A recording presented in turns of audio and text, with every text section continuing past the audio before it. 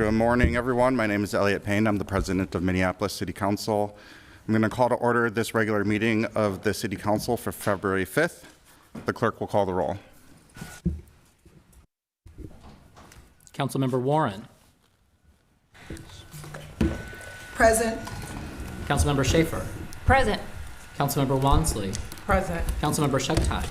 Present. Councilmember Whiting. Present. Councilmember Chowdhury. Present. Councilmember Stevenson. Present. Councilmember Rainville. Present. Councilmember Vitaw. Present. Councilmember Palmisano. Present. Councilmember Chavez. Present. Vice President Osman is absent. President Payne. Present. There are 12 members present. Let the record reflect that we have a quorum. And again, welcome back to our chambers. This is starting to feel normal, but this is anything but a normal time. As you saw on Tuesday, the council has adjusted its calendar to reflect the reality that we're living under, which is a federal occupation of our city. There is a lot going on in the city.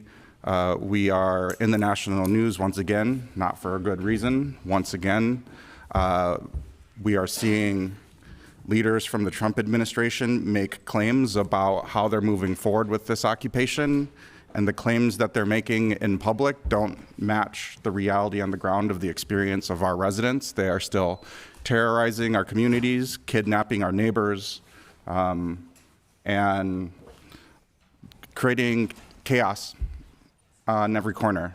And so we still have business to run at the city. That's why we still are maintaining these meetings, but we know that this is happening under a lot of duress for everyone in our city. So I just wanted to acknowledge that before we started our meeting. And before we begin, I want to offer a friendly reminder to all members and staff that this meeting is broadcast live to enable greater public participation. The broadcast includes real-time captioning as a further method to increase the accessibility of our proceedings to the community. Therefore, all speakers need to be mindful of the rate of their speech so that our captioners can fully capture and transcribe all comments for the broadcast. We ask all speakers to moderate the speed and clarity of their comments. With that, the agenda for today's meeting is before us. Are there any amendments? Councilmember Chugtai.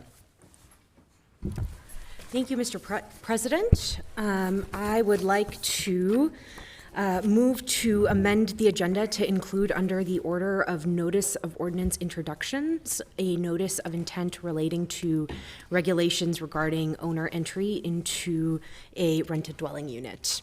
I will move this amendment and ask for a second. Second.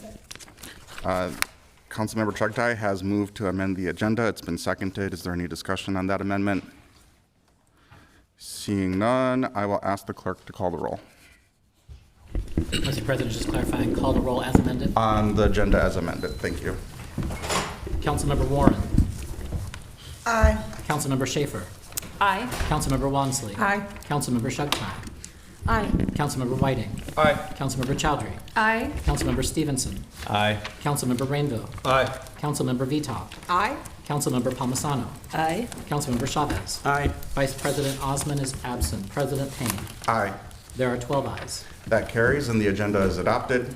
The next item is acceptance of the minutes from our regular meeting of January 15th. May I have a motion to accept those minutes? So moved. Second. The clerk will call the roll. Councilmember Warren.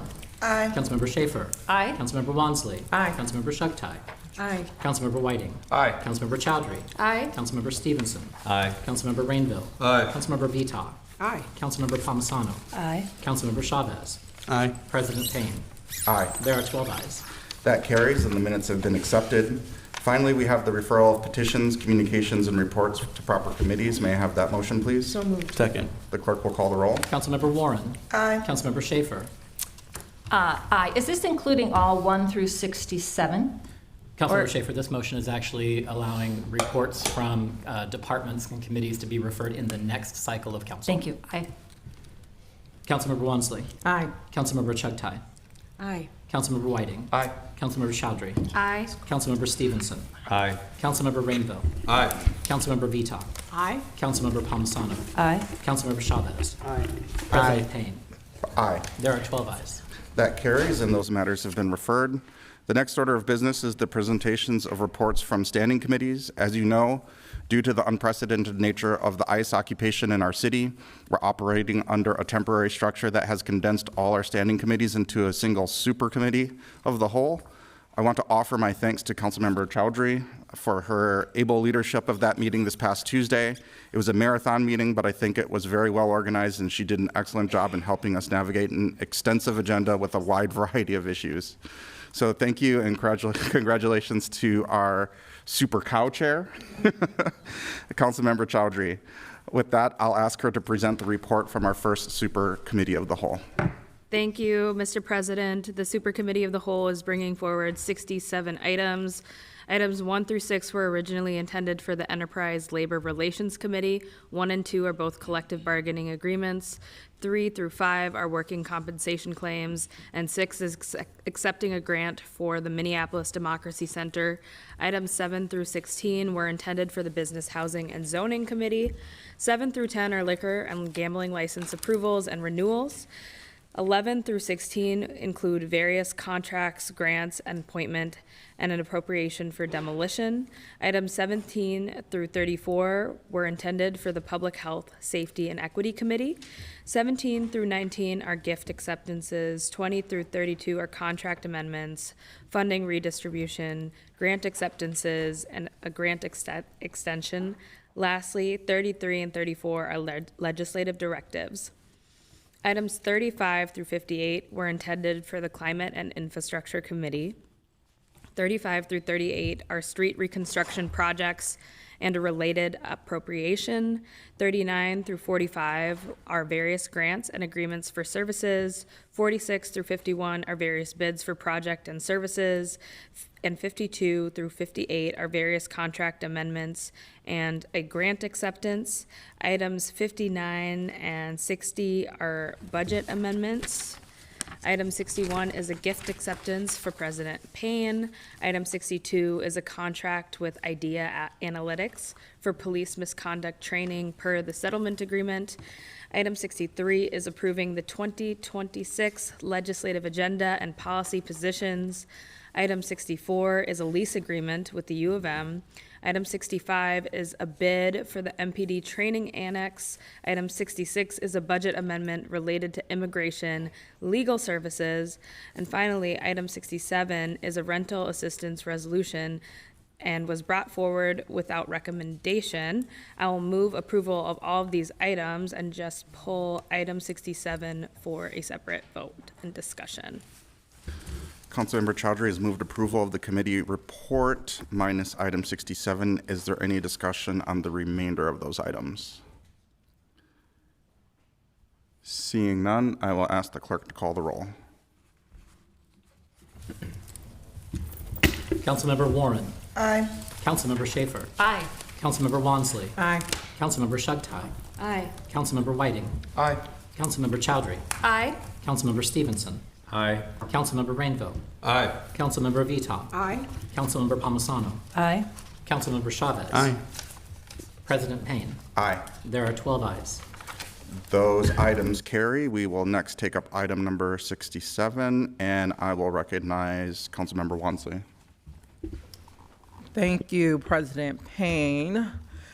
Colleagues, in taking into consideration the discussion and statements made during COW related to this item on Tuesday, I think it's important to level set what this proposal is and lay out why it should earn the support of all 13 council members. The need for rental assistance is indisputable. There are thousands of families who have lost income from ICE's occupation of Minneapolis and will be evicted without financial assistance. Families have had their breadwinners detained.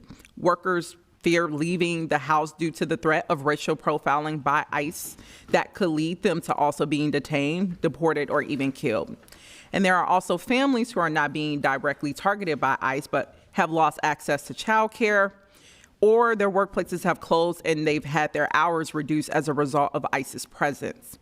Residents are doing a phenomenal job at fundraising to support each other, but that isn't a substitute for governmental action.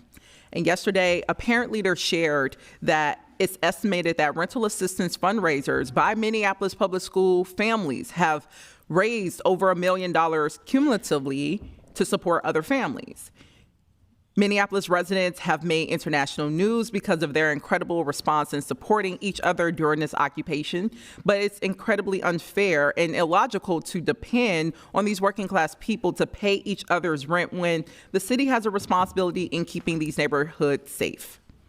Minneapolis has the opportunity to step up to be the first governmental entity to take action on a response and recovery plan related to the looming eviction crisis.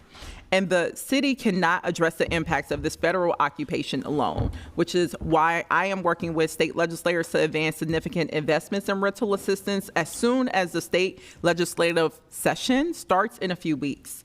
But in the interim, the $1 million from the city can begin getting help to residents who need it. Not all impacted residents are plugged into mutual aid networks or are lucky enough to have a neighbor host a GoFundMe for them. Many people are relying on their local government to help them during a crisis. And this is one of the ways in which we can demonstrate to residents that council hears them, cares about them, and is stepping up to do something to support them. The city sets aside an unallocated contingency fund for unanticipated costs and emergencies. Rental assistance for families because of ICE's violent occupation of our city is an unanticipated cost and an emergency, making it an appropriate use of contingency funds. And I know that Councilmember Whiting has a proposal that essentially aims to cut funding from the Affordable Housing Trust. And I will note, while we've had many conversations together to also get to a place of how do we get rental assistance across the finish line, I want to name very forward that I can't support the source on that item. Cutting investments in affordable housing is not how we also get through this crisis in an equitable way. And it's pitting the most vulnerable communities and populations against each other. And the impacts of the cut will be felt 2 years, 5 years, 10 years, even 25 years from now, when our neighborhoods are less affordable, less diverse, and less equitable. And it will be felt most by working class families who aren't getting who are getting priced out of their communities. And when we take up measures of cutting some of the tools that have helped to promote affordable housing and the development of 30% AMI housing, it leaves us to look at what else do we have left? And we don't want to be put in that predicament. And that said, if for some reasons my colleagues prefer to not use the contingency fund that is set aside exclusively for situations like this, I will be also bringing an alternative option that draws funds from the cash balance. Unlike contingency, this requires just also no programs to be cut, which I think is the underlying goal of how we're balancing this appropriation and making sure that communities, specifically vulnerable communities, are not being divested in, and we're not also leading to department or programmatic cuts. And contingency is the strongest way to get there, and that is what is for consideration before you. And this will allow thousands of residents to have housing stability and to protect them from ICE in the moment where that is one of our clearest objectives and responsibilities in which we could be showing up for. So with that, I will move approval with recommendation for this item. Second. Councilmember Wansley has moved approval of item number 67. It's been seconded. I'll also note that we've been joined by Vice President Osman. And Vice President, would you like to have your vote recorded in the affirmative for the prior items? Yes, please. Mr. Clerk, if you could recognize that. And I will next recognize Councilmember Warren.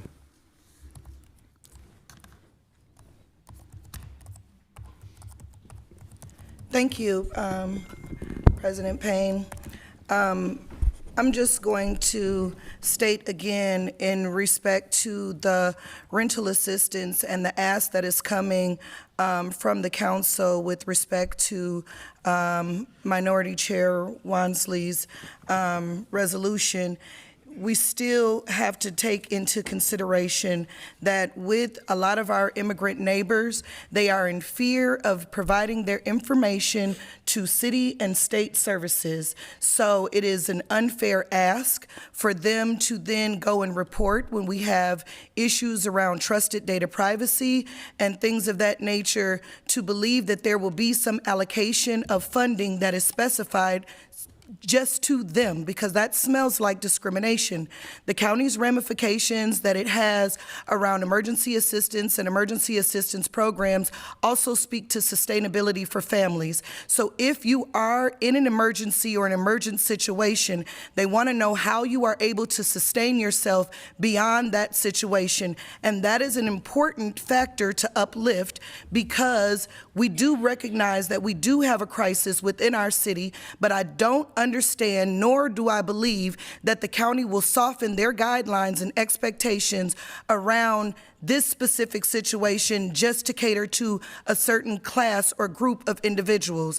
We also have a number of families that have been affected through the closure of DHS, who have been providing essential services to families and community members throughout the state as PCA servicers and all of those things, who have not been paid since December. That does not have anything to do with ICE. It has to do with the fraudulent impact that is currently reigning over our state. And with putting a discriminatory type of resolution as this, where we're saying we're only catering to individuals who are impacted by ICE, that is going to also smell and spell out some type of fraudulent discrimination that is going to further impact marginalized communities, and it's not going to work in any way. That's all I have to say about that. Councilmember Chowdhury. Thank you, President Payne. I just really want to take a second to paint the picture that we're in. And I think it's really important to state that we're in an all hands on deck situation, right? Like, it's been clear for the past few months, all we have is our community, and in local government, we are all looking for ways to improve the material conditions of those whose lives are actively falling apart, while knowing that there were several hundreds and hundreds of community members who were already, before this crisis, struggling. And what we know is we don't have enough of those resources. And what we know is that this $1 million is about to be a drop in the bucket for the rental assistance that we need, but it's going to be a lifeline. It's going to help many, many families in this moment. And I need to make sure that we're protecting this body. Us allocating funding for rental assistance is not fraudulent. It's prioritizing, in this moment, $1 million, a drop in the bucket for those experiencing harm in this crisis. And we need to go to the legislature and make sure that we have rental assistance for everyone to recover, whether it's due to the impacts of ICE or because you had a predatory situation in your part of town, and you've been living paycheck to paycheck, and you're a single mother, and you've been struggling for some time, and you are trying to avoid an eviction, right? And in this moment, the phone calls that I've been getting with community members have looked like this. I talked to one gentleman who was like, I have lived in this country for 17 years, and I have never asked for help. I have never wanted to ask for help. But I have no choice now, because I am scared. I am scared that I'm going to be kicked out of my home, and I need to stay here. I've talked to many women, especially. It's a lot of women, and I know a lot of community members in Minneapolis resonate with this. Many women that are trying to figure out what's happening for their family. Women who have lost their partner because they have been taken and abducted, and that income is now gone. Women who were already single parents and were going to work and now are fearful of going to work because they're the lifeline to their child, that they have no option, again, to just ask for help so they can stay in their home. Women who are working, but because their workplace has been so impacted by this ICE occupation, are not able to pay their paycheck on time, and so they're late on rent.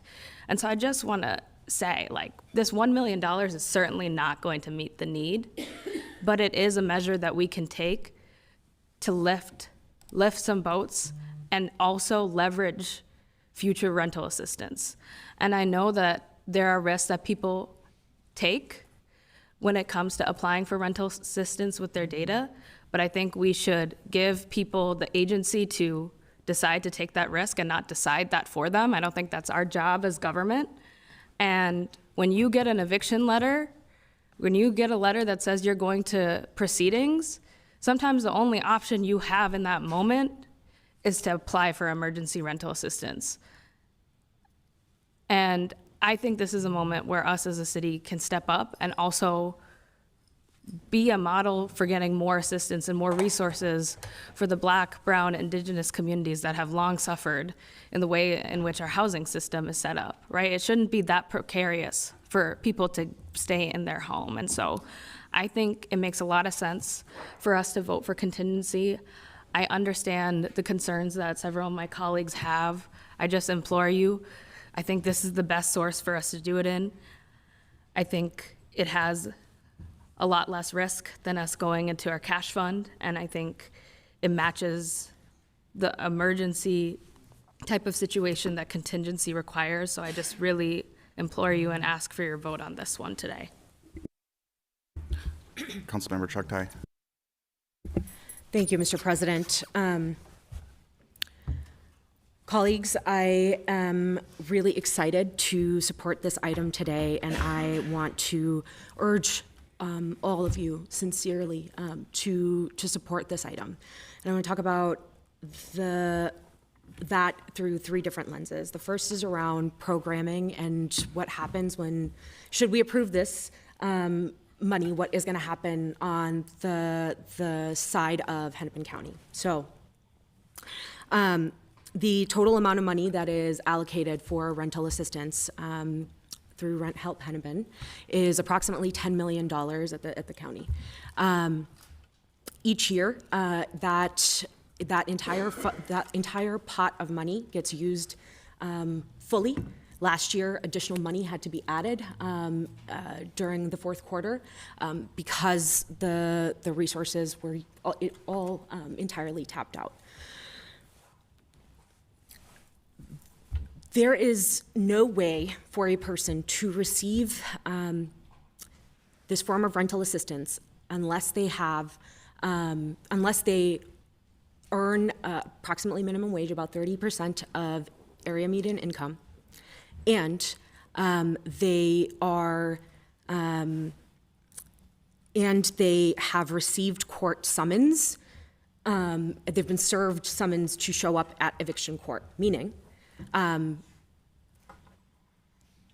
their names are on that, their address is on that, right? Like the government has the information, the personally identifying information that we may have concerns people don't want to access already, right? That's the nature of how people get here.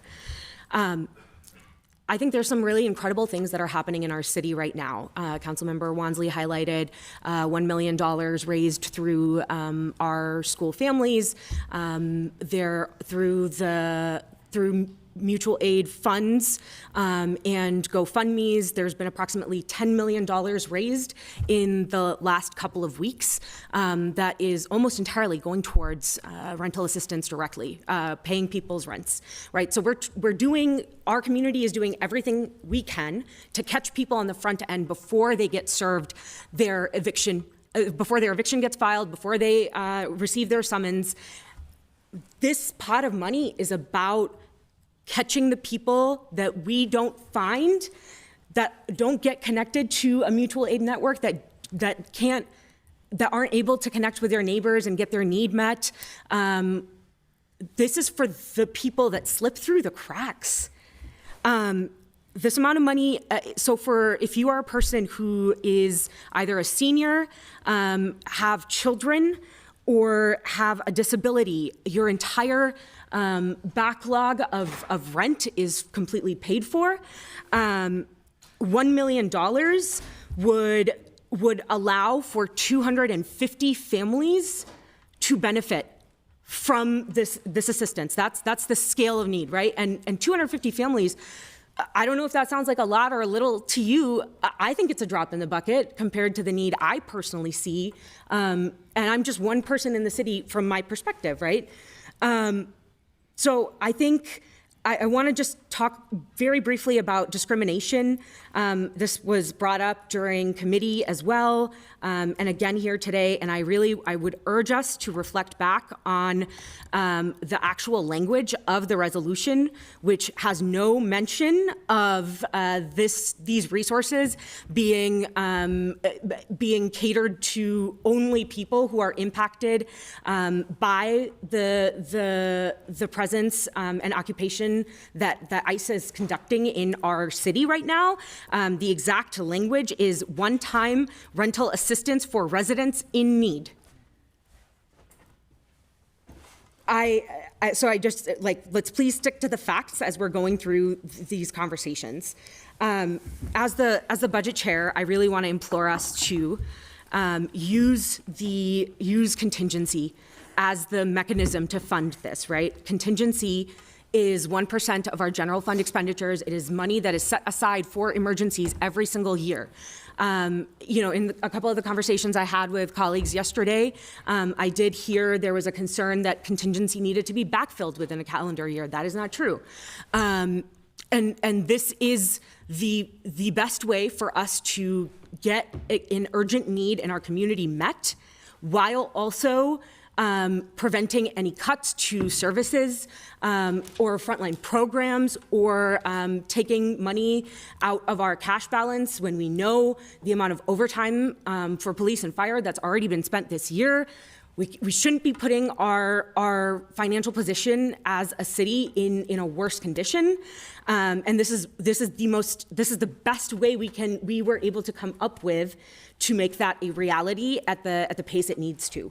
And then the last thing I want to just lift up is, since Monday night, I have been in touch with so many of my constituents and just people across the South Side who have found their way to me through word of mouth. Since Monday night, the amount of rental assistance that just the people that I've been in touch with need is nearly $76,000.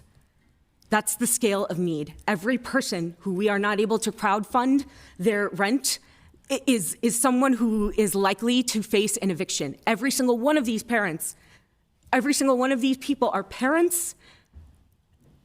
I spoke to a mom who is disabled.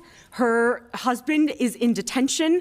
She's now suddenly become a single parent. She's behind on rent. Every story is tragic. It is heartbreaking. This is one small piece of the puzzle, and I think this is a moment where we can be united in saying we're going to do every last thing we can to protect the people that are slipping through the cracks. Please, I urge you all to support this. Thank you, Mr. President. Councilmember Vital. Thank you, President Payne. Thank you, Councilmember Chuck Todd, for your comments. I think you're right. We should all support this. I think where the issue is that we have a difference of opinion on where the money should come from. And I find it to be challenging to listen to a conversation about where we know things aren't going to pass versus where we know we have the votes for something to pass, because that's all got to play out up here. I think it's smart for us to vote how we know there'll be success from this council to this community. And I think all 13 of us knows what that is, right? So like anything outside of that to me feels performative and feels like a forced vote for something that you know is not going to pass. We can act like we don't know, but we know. So I think like there's a pot of money that all of us may not agree on, but we know thank you, Councilmember Palmisano and Councilmember Warren, for talking through this. I had a lot of questions about how these programs actually work. You answered the questions that I had 2 days ago when I wasn't even at a place of being certain if I could vote for this. So I appreciate you answering my questions about the program itself, and then about how we fund it, how we get to a place where all of us can vote on making sure this money gets to Hennepin County. Because one thing we had a great presentation yesterday from Director Sayers, who is the head of our, what is it? Emergency management. There we go. And she said something that I've heard a lot in the last month, that families who really need these services aren't going to use the county. They're too afraid to give their information. And the most telling thing she said was, if we're supporting families, not as a council, but just as people, we shouldn't tell people that something is specifically for rent. We should just give people a dollar amount for a household and let them choose their needs in their household. Because some people may need rent, some people may need food, some people may need utilities, some people may need to get their car fixed. There's a lot of expenses people are having in the household at this time. And so in my mind, I would like to figure out how we can get people just a dollar amount and they're able to use it. And I had some great conversations with philanthropy this week where I think we'll make some progress in that area. What I'm afraid of is this is a one-time thing for families. From my understanding, from speaking to Councilmember Warren, you can apply for Hennepin County assistance like once a year. And so these families have a one-time opportunity to apply for this. We don't know what the impact of this is going to be in 3 months. So we have people who are going to apply this month. Hopefully they get it. I want anybody who applies to get it. But we're not going to have an opportunity for them to get this money again in 3 months or even this year at all. So I have deep concerns about that, especially knowing that this can get worse. 250 families is, that's fantastic. We want that. We want to help 250 families. We want to keep fundraising. We want to give people what they need. But I know the language. I've read it. I understand, like, it's not to target a certain group of people. It's not discriminatory. But I know how this conversation started. And I just don't know that this is going to impact the people that we need it to impact, if they're going to access it, if they're going to be eligible. And I still haven't got answers on the county's backlog, because this doesn't get expedited in their system. They have already applications. My understanding is that they already have a lot of applications they're working through now, and this gets put in as people apply. So I don't know. I heard from people who said, I applied for rental assistance and I didn't get it. I was denied. I don't even know how I didn't get it or why I didn't get it. I thought some people said I tried to fill out the application and it just rejected it right away. Some people said I got an interview and I thought I was getting it, and they denied me. And these are some of the most vulnerable people in this city who said they couldn't even get it. And so I'm fearful that we're giving it to the county, but we're not giving it to the people who need it. And so I support, I think it's Councilmember Whiting's resolution. I'm on board for that, but I really do think the larger conversation for us as a council is to look at how we actually support families and how we actually get the money in their pockets so they can make a decision for their household, and how the city can better support them. If that's us individually fundraising, if that's us calling on to community partners, if that's us, we just had a wonderful Ward 4 resident here today for the Black History Month celebration, Destiny Prosper, who's raised $30,000 for Lucy Laney families herself. She single-handedly did that. She's helping with rental assistance. I mean, I know we can't fundraise to get ourselves out of this, but I do think for now we could help, and we can use our resource. We could take our time as a city to figure out a strategy and a plan to make sure 3 months from now, 5 months from now, and a year from now that we are still able to support those families when the worst of the worst is going to happen. Thank you. Vice President Osmond. Thank you so much, President Payne. So Immigrant, a council member who's here, a member of this body, and someone who federal government attacked its community, my community, I think I can speak for immigrants. What have we done since this crisis has happened? Other than go to the press conference and just talk and tell people they have rights, which I don't even know we do anymore. What is the city of Minneapolis doing? What's more crisis than what we're facing today on the streets of the city of Minneapolis? Look back to the history. It's up there. We got families that are getting kidnapped. Maybe the average person in Minneapolis not thinking about, I don't know who's going to pick up my kids today from school when I'm no longer there and I've been kidnapped by ICE and in a few hours back to Texas. It's about the children. It's about this human beings that are being attacked by so many ways. It's not about choosing one group or another. It's about responding to specific harm that's happening to our most vulnerable people, immigrants, who are being targeted. Maybe it's not happening your community you're a member of today, but history teaches it happens to all the communities. We're being targeted. I don't know if you watch the national news. We're being called garbage. We're being othered. We're being discriminated. We're being killed in Minneapolis on the streets.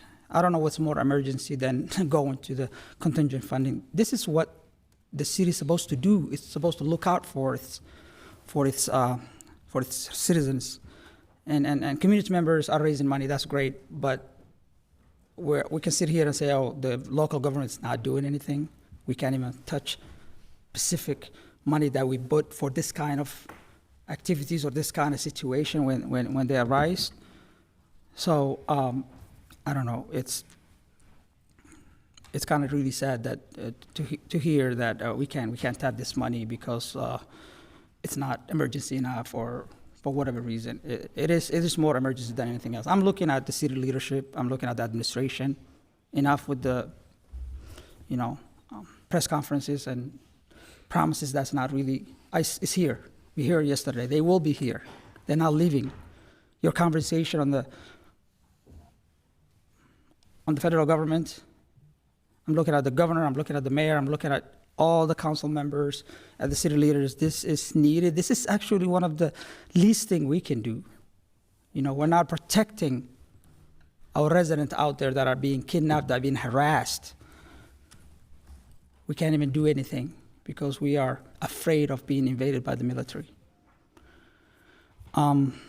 It's been very difficult and emotional for everyone.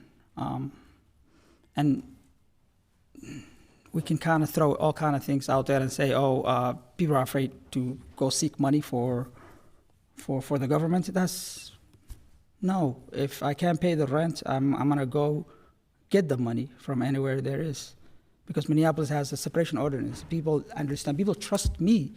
They trust people like Councilmember Chavez, who can communicate through that. City of Minneapolis is safe, a place that you can go get help.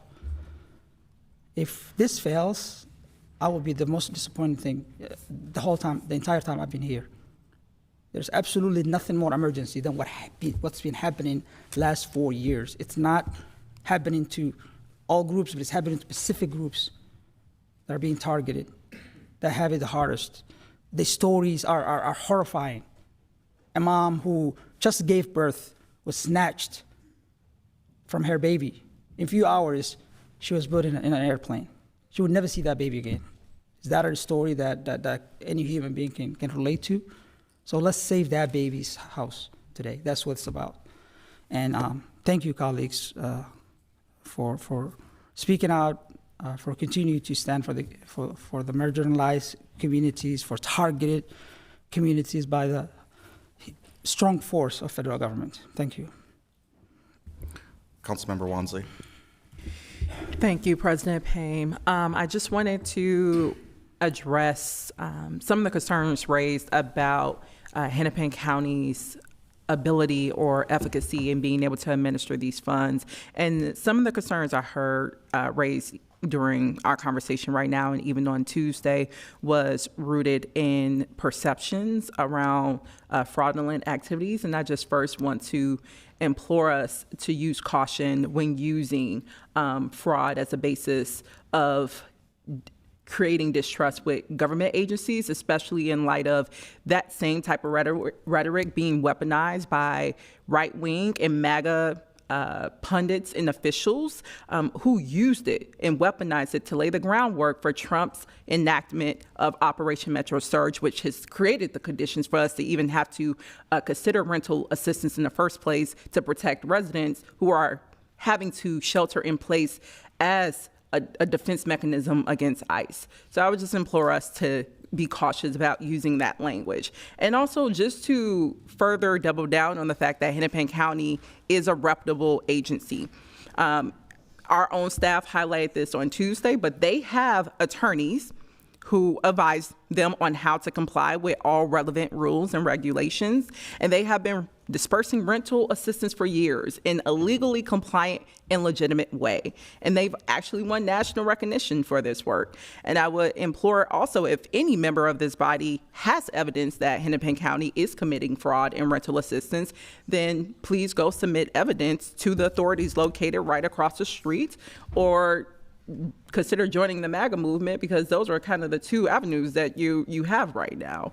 But I want to note also, I shared this on Tuesday, the county also sent a letter over to this body where they highlighted, once again, their ability to meet this need. Specifically in the letter sent by David Hewitt, the director of housing stability there, the letter states in 2025 alone, Hennepin County administered approximately $11 million in emergency rental assistance to 3,000 households facing eviction.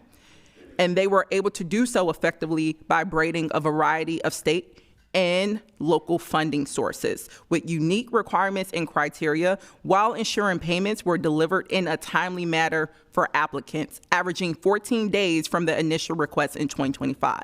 And then with the ability to be able to deploy these resources using even the city's appropriation that we're considering today. At the end of the letter, they named Hennepin County has the ability to leverage its various funding streams in Rent Help Hennepin to ensure any new funding for rental assistance reaches residents quickly and while a funding agreement is codified. So there is parameters and procedures in place to make sure that these dollars get out the door once they are approved and sent over to Hennepin County upon the completion of that joint agreement or funding agreement that we talked about yesterday and that staff mentioned is a requirement of this process. So I at least wanted to highlight that they have the ability to.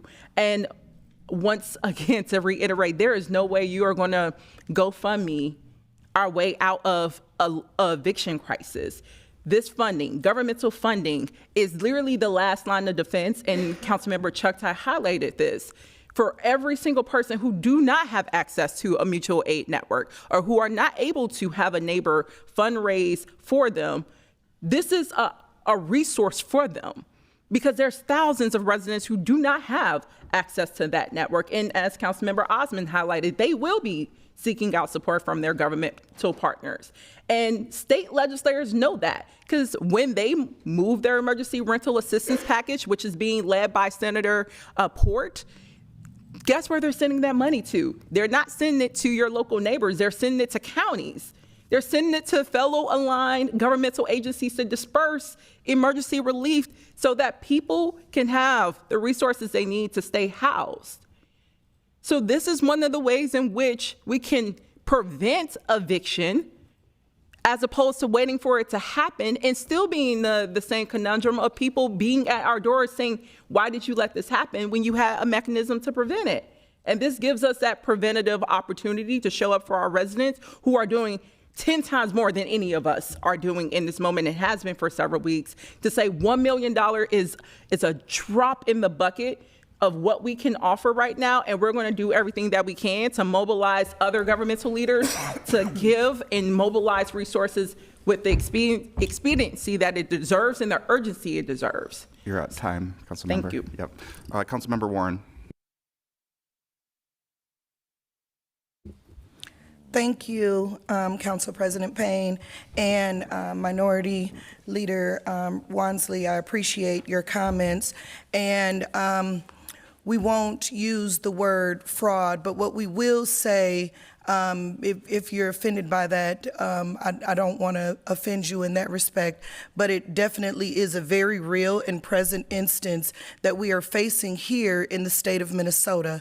My uncle drove for Metropolitan Transit for over 5-6 years, ended up with stage 4 cancer, living in his apartment right in Southside Minneapolis in the City View, right off of Hiawatha. He also did part-time property management there, so his apartment was discounted because of his property management.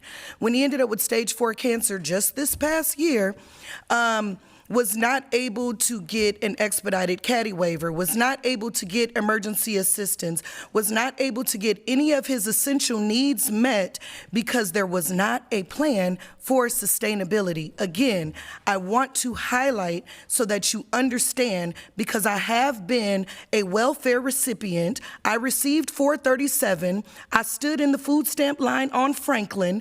I know how these programs work. So when you go down there and you apply, what they're going to ask you is, do you have the ability to pay going forward? If we provide you with $2,000, $2,500, if we activate an application because your lights are getting cut off or your gas is getting disconnected, what is your plan for sustainability going forward? If we have families who are unfortunately being kidnapped and robbed and taken away from whomever, and they do not have sustainable income in the household, they are not going to be eligible for these targeted funds. Again, the individuals who need it will not be the ones who receive it. And we have to also keep in mind, even pivoting these funds to nonprofit organizations who, again, the county is reputable, these nonprofit organizations are reputable, but anytime they give out a dollar, be it petty cash or what have you, there has to be an accounting of a name, place, who, what, where, why, when, how, what this looked like, and what it was for, of where these funds went to. I am licensed with the Department of Housing and Urban Development. When you fill out a 9902 form to report to HUD of what you do with funding, it states who, what, where, why, when, and how. Anything with respect to housing. So I want us to be cautious and educated on what it is that we're doing. I'm not saying that I don't want to help our immigrant families and families in need. We not only have people who need rental assistance, but we also have families that are homeowners that are drowning in their homeowner debt because they cannot afford to pay their mortgages because they have been disrupted and disenfranchised in this situation. We need to figure out how to help them too. But it will not be able to come from a city or a county or a nonprofit organization. It is going to take individual collective efficacy. And if people are in fear of data breach, data privacy, disruption, people following Uber drivers, food delivery people, and all of these other things that are jeopardizing the safety and well-being of our immigrant families and community members, we have to be cautious and very careful of what protection looks like and how we protect those individuals. And I don't believe that it is something that should be discussed on a dais. I think we should take a note during this great Black History Month out of the Underground Railroad and not be blasting people's business all over the city, because that is not how we protect our most vulnerable. That is not how that works. And I thank you so much for your time, consideration. I love you all. The end. Councilmember Stevenson. Thank you, Council President. I have a few questions. I'm not sure if the clerk, attorney, or you, Mr. President, can answer these for me. I am new, as well as some others here, and so I just have a few questions about the different funds. What is the definition of what an eligible use for the contingency fund? Mr. Attorney, would you like to speak to that?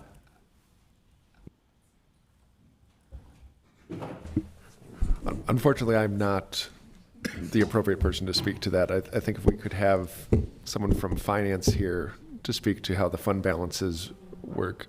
Are they in the back? Okay. Do If we they have could be any invited professional in. staff in the back that could come to the chambers to speak to Councilmember Stevenson's question?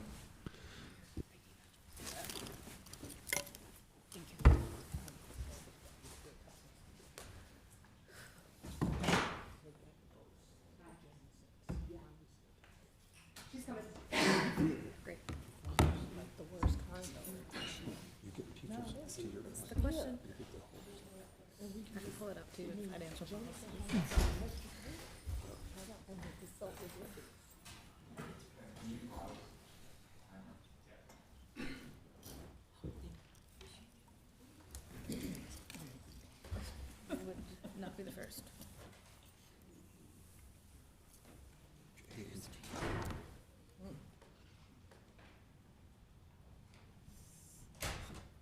Welcome. Did you catch the question from? I did not. Okay. Councilmember Stevenson, would you like to ask your question again? And then if you could introduce yourself. Yeah. So my question is, what's the definition of allowable uses for a contingency fund? Through the chair, council members, contingency is defined only in the financial policies. I believe the language, and perhaps the budget chair has it pulled up, but is around unanticipated expenses. Councilmember Chugtai? Yeah, thank you. Contingency in our financial policies is defined as the budget that we set aside for undesignated expenditures. These expenditures cannot be placed in departmental budgets, primarily because the level and timing of expenditures are uncertain when the budget is adopted.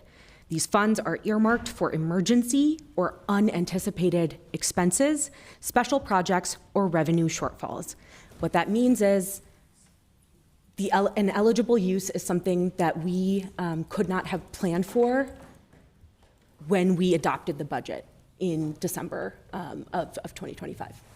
Thank you. Is that accurate, CFO? Deputy Through the CFO? chair, yes, I think it is largely, the language is not more specific than that. And I believe I forgot to introduce myself. So Jane DeSenza, I'm the Deputy CFO for the city. Thank you. And we haven't met, so I'm looking forward to sit down sometime. This crisis we're in seems unanticipated. I don't think any of us thought we would be starting this term with the federal government murdering our neighbors. And it started in December, but kidnapping thousands and thousands of others. So this seems pretty unanticipated and urgent to me. Could someone please share what the last use of contingency funds was? Deputy CFO, do you recall? Correct.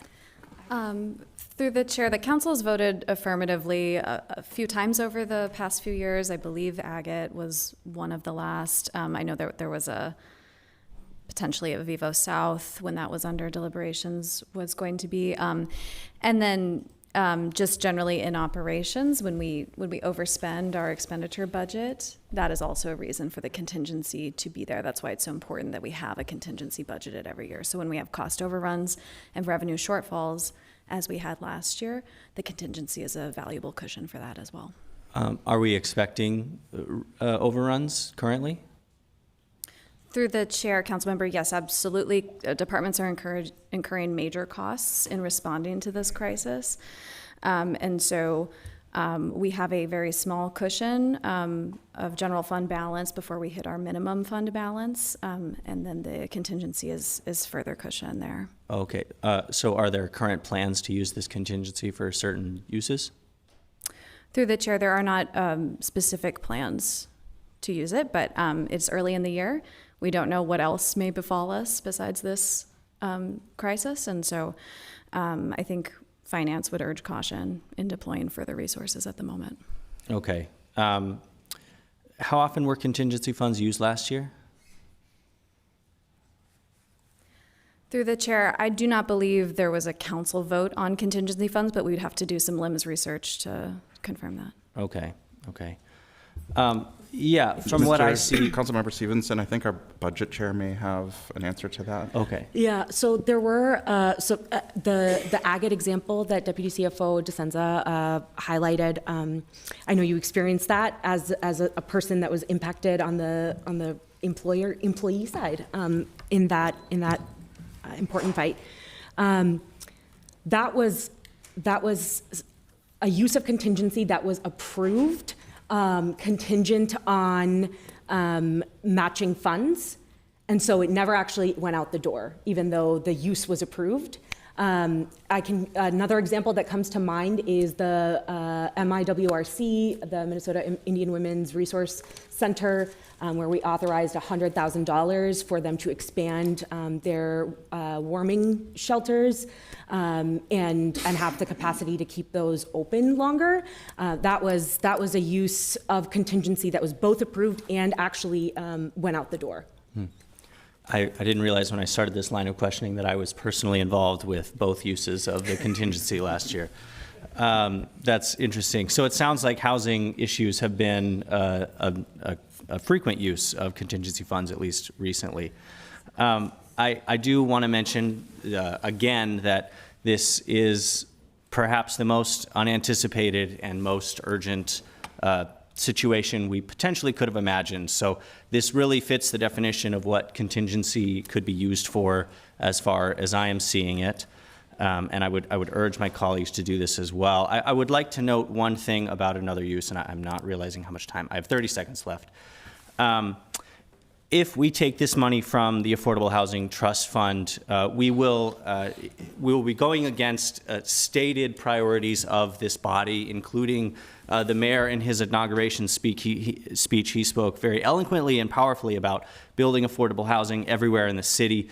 Cutting these funds will go directly against that. I support the mayor's priority of building more affordable housing.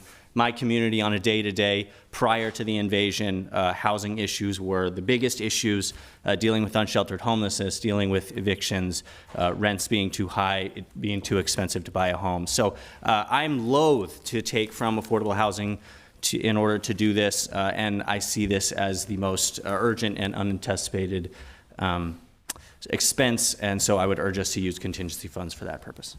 Councilmember Chugtai. Thank you, Mr. President.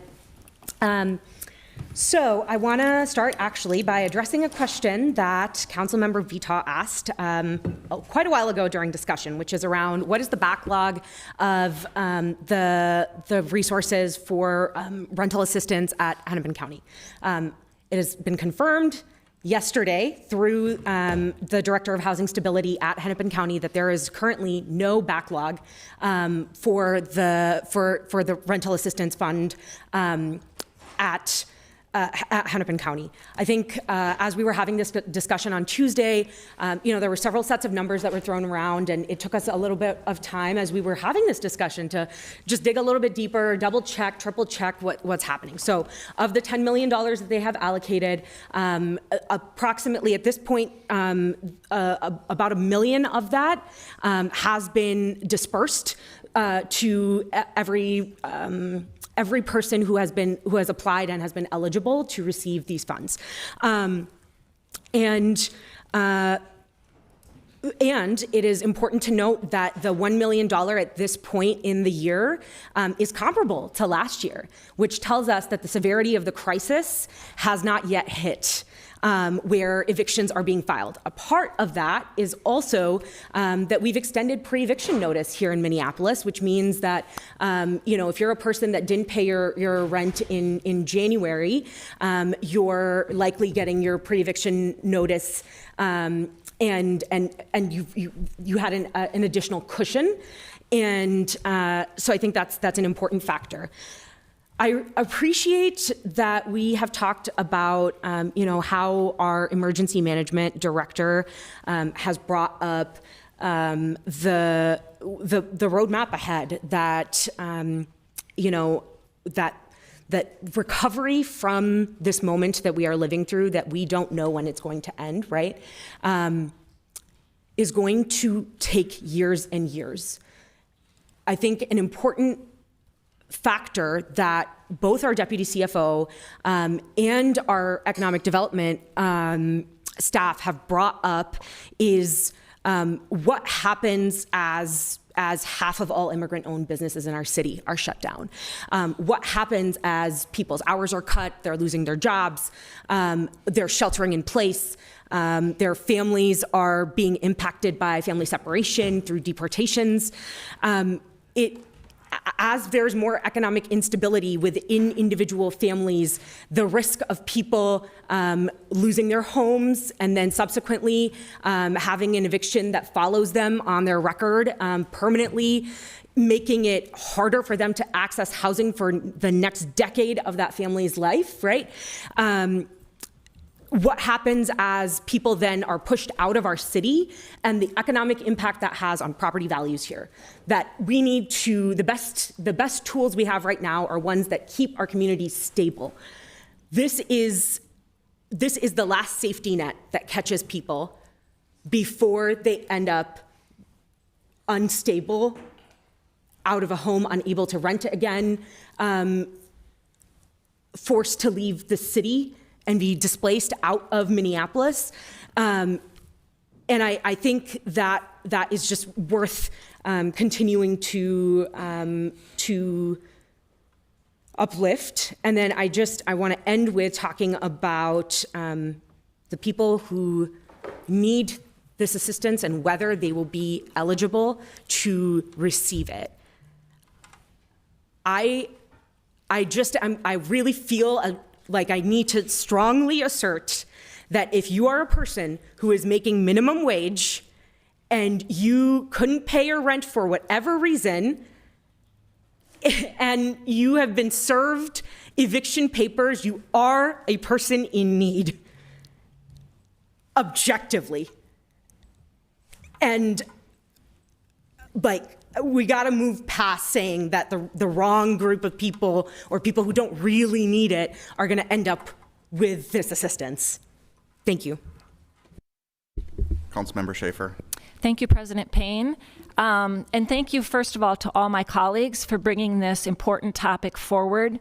I hear all of our hearts around this issue, and it is time to bring this forward for a discussion. I had a couple more questions for Director DeZenza. First of all, could you give me an overview of where we are approximately at over budget across all departments and related to the ICE scourge on our city? Through the chair, Councilmember Schaefer, we've seen at least $5 million of spending from city departments just associated with those couple weeks in January. So for just the police department, I think we're at $4.3 million in overtime associated with this response. So if you project that out, certainly over budget.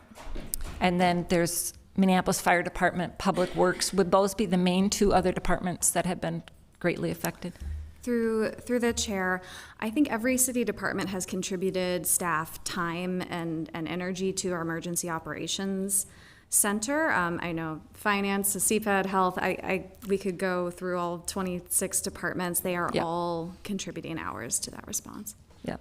Thank you. And do you foresee that any of these impacts as we continue this year could affect our long-term health, our budgetary health, or our bond rating? Could you kind of speak just from your 50,000-foot perspective on that impact? Through the chair, council members, certainly zooming out, the city has many obligations, and we serve all of our residents, and we need to meet those obligations. As I mentioned previously, we have a small cushion between where our general fund balance is projected to sit at the end of 2026, assuming departments don't overspend their budgets this year. And again, that may be difficult given what they are being forced to do because of the federal incursion. The risk long-term for the city, if we are to deplete our resources this year, we've been put on notice by bond rating agencies. They are watching our use of fund balance. We have a AAA rating, and that matters for constituents because it allows us to borrow at a lower rate to do our capital work. Yeah. So I think the concern long-term would be that without raising property taxes, we would risk dipping below that minimum fund balance, and residents would feel the impacts of that. Thank you for those comments. I appreciate that's all the questions I had. I do have some questions for this potential third proposal that may come forward. I'm happy to ask those now of Director Hansen, or if we should wait till later. President Payne, do you have a preference? You have 4 minutes. All right. Director Hansen, I had a couple questions around this. I noticed in the language, I didn't foresee any specifics around a joint committee established in the resolution. Can you speak to a little bit about how this partnership would work and what authority we would have or ability to put boundaries on the direction of the use of that funds might be? In particular, obviously, we would like to make sure this doesn't go to suburban county residents, but would stay in Minneapolis. Secondly, is there options for condo owners or homeowners in this housing assistance area, or is this specific rental? Is there flexibility within Hennepin County to look at both of those? Those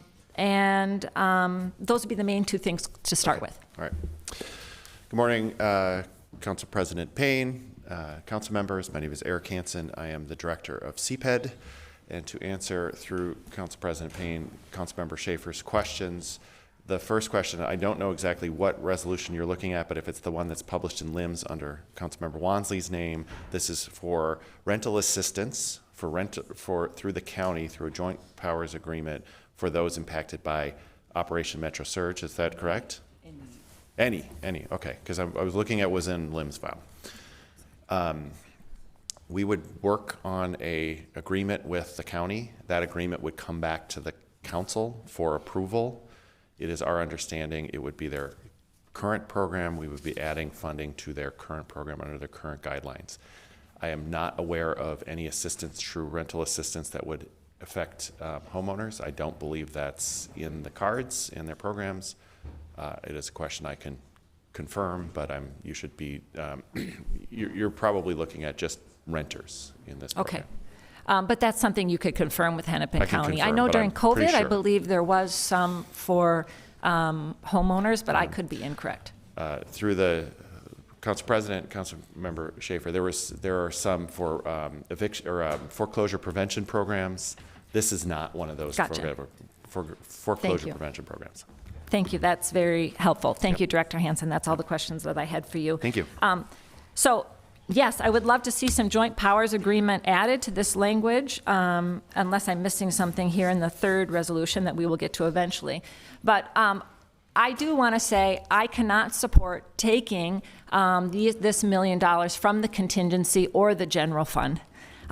When I hear the director of finances of our city describe that we've already gotten question marks about our bond rating, when there is already $5 million of overtime spent that we need to take care of the residents of our city, that gives me pause. So I will not be able to support use.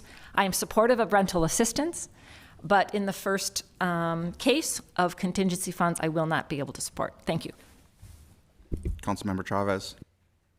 Thank you, Council President Payne. Director DeSenza, can you let us know what percentage of the $1 million that is being proposed is for the entire budget? Through the chair, could you repeat the question, please? What percentage of the $1 million, what percentage is that compared to the entire city budget? The entire city budget is on the order of $2 billion. Our general fund is around $700 million. So the contingency is required to be 1% of the general fund budget. Great. Thank you. Colleagues and Council President Payne, I hope that members of the public are actually watching this meeting unfold and that they rewatch the committee of the whole meeting, because I am extremely disappointed. I did not hear concerns about a source until today. In fact, what we heard in Cal and today is that this vote is somehow fraudulent and that we are cherry picking, which is not true. That rhetoric is very dangerous. In fact, it is the same rhetoric that Donald Trump uses to kidnap our immigrant neighbors in this country. It is not fraudulent to want to prevent the eviction of our neighbors. It is not fraudulent to support neighbors with rental assistance. It is not fraudulent to lift the voices of our immigrant neighbors who are in need. It is not fraudulent to want to support neighbors who need help with rental assistance despite their immigration background. And I will say that our immigrant neighbors and neighbors who are in need, which can be 2 separate communities, live in every single ward in the city of Minneapolis. I would encourage members of this body, this 13-member body that I'm disappointed to be a part of today, to talk to your constituents, Neighbors across the city are scared right now. They are late in paying rent. February 1st just passed. Rental eviction notices are on the rise. And I'm just extremely disappointed about this conversation today. It actually makes me sick to my stomach. What I have heard from residents across the city of Minneapolis is that we are not doing enough and that we need to do more. And what I will say is that we cannot rely on the backs of our neighbors and our neighbors across the country to keep everyone on float.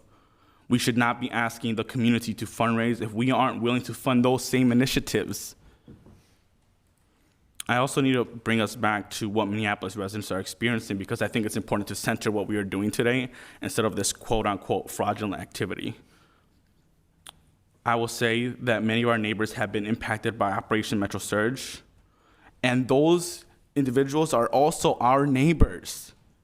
People impacted by Operation Metro Surge are our residents. They may not be able to vote sometimes, but they are our residents, despite their immigration background.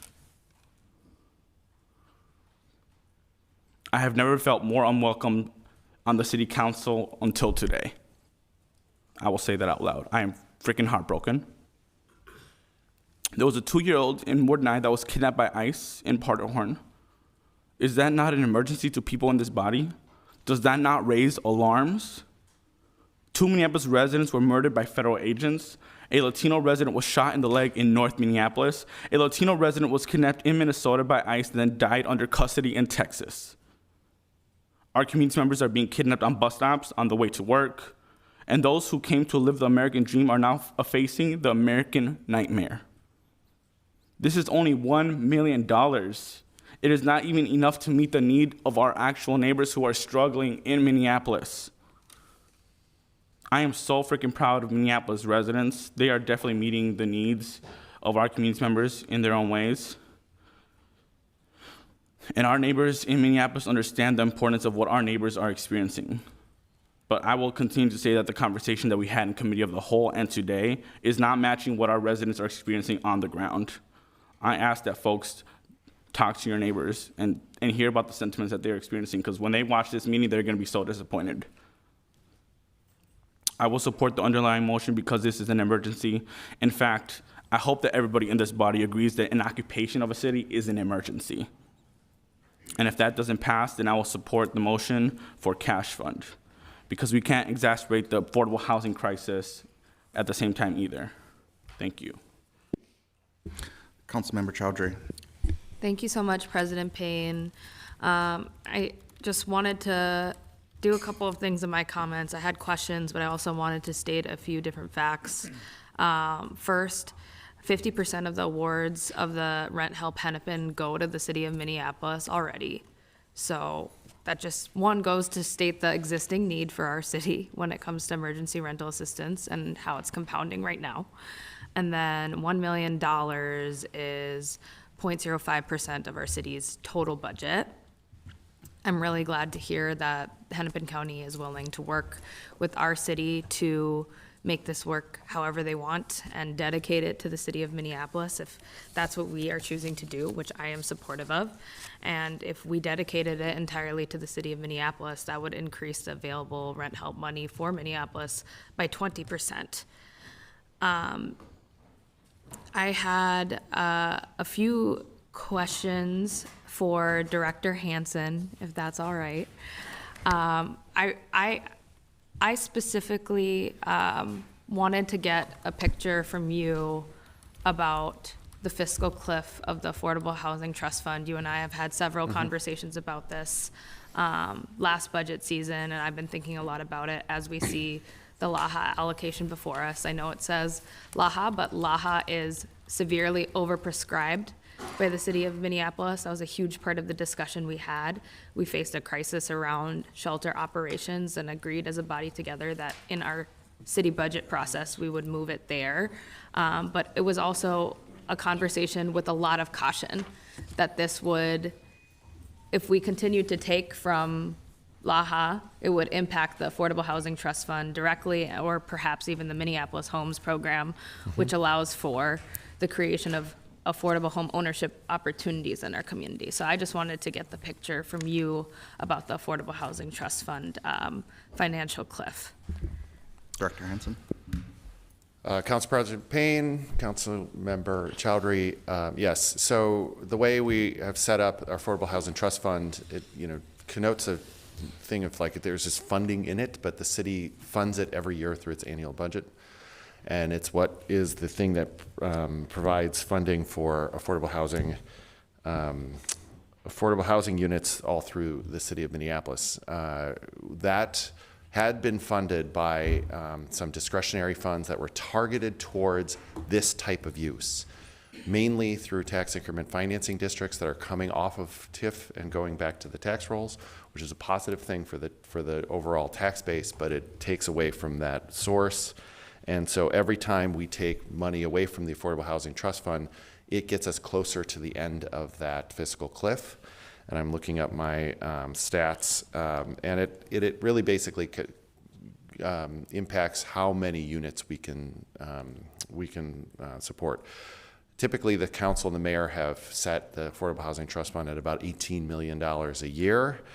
That will precipitously decline over the next couple of years because we will lose that TIF funding in about a majority of it in 2027. So in the 28-29 is where we'll see that start to dip. Without other financing sources, we'll just have fewer dollars for affordable housing production. So if you take money today from the affordable housing production, from the trust fund, it just means this year we'll have fewer housing units that we can invest in. And next year, because it would be one time, next year we will still be in the same situation. But fewer houses today, and I think about it when we help produce affordable housing units, that is affordable housing units for the next 30 years. Mm-hmm. So they compound and they're cumulative in the housing ecosystem in the city. Does that answer your question? Yeah, that does. Okay. And just a follow up to that is we have only a certain amount of the allocation that we get from the state for LAHA. And is it true to state that like by the time we get to 2027 and onwards, we'll be using most of that allocation as projected for the Affordable Housing Trust Fund to address the fiscal cliff and some for the Minneapolis Homes program? In 20 seconds. Yeah, through the council president, Councilmember Chowdhury, perhaps. Those decisions have not been made, but that will be one of our main funding sources. Thank you. I'll just close by saying the watchdog for the Affordable Housing Trust Fund is no longer on the council, so some of us have to take that mantle up, and it's overprescribed. We need this for affordable projects to happen long into the future, and that's why I'm supporting contingency funding. I think we can get 10 votes for this. I think it's important that we do it, and I think it's a better option than our cash fund, but if we have to vote for our cash fund today, that's what I'll ultimately end up doing. Councilmember Whiting. Thank you, President Payne. First, I think we want to center this on our discussions that we've been having for weeks. And this is something that I think all of us are seeing as an emergency. I think all 13 of us sit here and with the mayor agree that this version of assistance is required and is an emergency in this moment. And if this is an emergency, I think it is on all of us to figure out a way to actually move this forward. Right? I believe that this emergency does fit within the definition of contingency funds, but I also believe that if this does not go forward, we have to figure out the best way to actually get these funds into people's hands as soon as we can. That being the case, I believe LAHA funding and our Affordable Housing Trust Fund is the best version for that. As all of you sat through, I know all of us sat through a meeting kind of discussing our financial picture. We just had our deputy director discuss with us and tell us in a lot of flowery words that we're broke. I think we all know and have heard that this is kind of where our city is at, and I think continuing to pull from general funds will exacerbate the issues that our city, not will just have for the city of Minneapolis and not this body, but every single one of our residents and the same exact residents that we hope to serve with what we're doing today. That said, I just want to read the first eligible use for LAHA funding, local affordable housing aid, as prescribed by the state. The first qualifying projects include emergency rental assistance for households earning less than 80% of area median income. If we are looking at the definition of how funds should be used, LAHA funding is particularly subscribing an eligible use for emergency rental assistance. I don't believe there's a better definition for that across our city. And again, I kind of want to add here, and we'll end with this. We are seeing good work across the city, not just by our residents as they are standing up and doing the work, but our employees as well in the city. We are seeing it by the large overrun, both by MPD, fire, and public works, and across our city, people putting in the work to actually show up for our neighbors. And I believe we are trying to do that as well. While I will be supporting our contingency funds, I cannot support any level of pull from our general funds because I believe that will only exacerbate the issues that we have. And I think none of us want to move forward. We don't believe any of these funds are, I think, ideal, but we are in an emergency situation. We have to figure out how to get there. And I hope and I urge all of you to consider our LAHA funding as well. So thank you. Councilmember Fita. Thank you, Chair. Just a few things. Councilmember Warren, I'm sorry that you're being compared to MAGA because you have an opinion about Hennepin County, its funding, its programs, its procedures. Last year or maybe the year before, a council member sitting on this body accused the city of Minneapolis of waste, fraud, and abuse, and that in no way was compared to MAGA. So I don't think just because you use those words, that means that you're MAGA.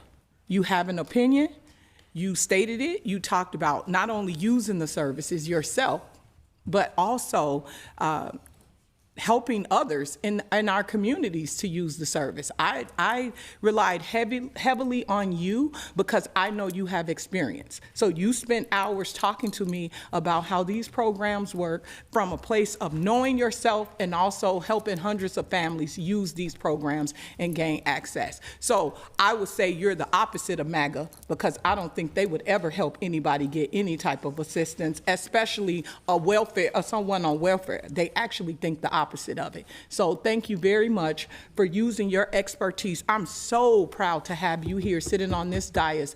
I don't even have that expertise, and I'm so grateful for you being here. You don't deserve that. You should. What I love about this job is when something comes up about public health, that's what I have over 20 years of experience in, and I get to talk about it. I have personal experience and also professional experience. So I'm sorry, I'm apologizing. I'm not apologizing for the body. I'm apologizing because you don't deserve that. It's unnecessary. It really is. You get to have your opinion, and I know this is meeting too, and I'm drained already for how you got treated in this meeting for having an opinion and having expertise and subject matter content for something. So sorry, Councilmember Warren. To the comment about there not being a waiting list, there's somebody in this audience that texted me and said they were told by Hennepin County that they're on the waiting list. So I don't know where this information about a waiting list or not is coming from, but I know I've heard from lots of people that they're on the waiting list and they don't even know. I mean, I heard from people who called me directly and said, give the $1 million because I'm on the waiting list and I don't know why I'm on the waiting list. So if you all give the $1 million, you can, I can maybe get off the waiting list or find out if I'm eligible or not. So I don't know if there's a waiting list or not. I wasn't able to find out, but I know that many people have reached out to me since we had the conversation on Tuesday about the waiting list and how they're on it and if they're going to be eligible for it. And I do agree that everyone should be eligible for it. My question, though, is for Director Hansen. We keep having these conversations about how much the county has versus what we have. There was, before I go to my question, so I don't lose my thought, there was a comment about the city's budget being $2 billion. It is $2 billion, but it's not $2 billion in the bank waiting. A lot of money has already been allocated to basic city services and what people are looking forward to us doing as a tax-paying resident or a resident of Minneapolis. So we don't just have $2 billion that we can call on. We did a budget that spent up a lot of money The mayor's proposed budget, along with all the things that we wanted for our ward, cost money. They're not free. They don't get to just sit there. So we don't have $2 billion. This $1 million, it is a little bit in the bigger scheme of things, but it's not something that we've foreseen in any other budget. So we have to make a way to figure it out. But I'm trying to figure out how this is going to work.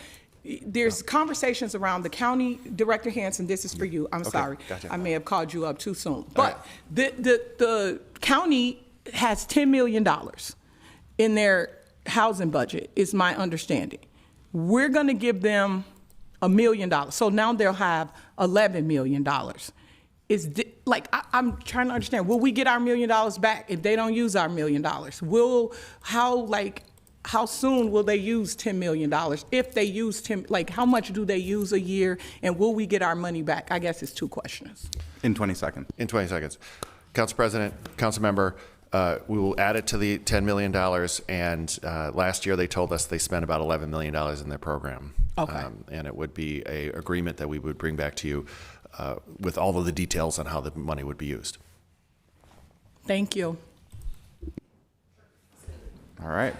Councilmember Stevenson. Yeah, thank you, Council President. A few things. One, there's been a lot of discussion about the bond rating. Last year, when we were in much less crisis, MPD overspent its budget by $20 million. How did that affect our bond rating? Deputy CFO.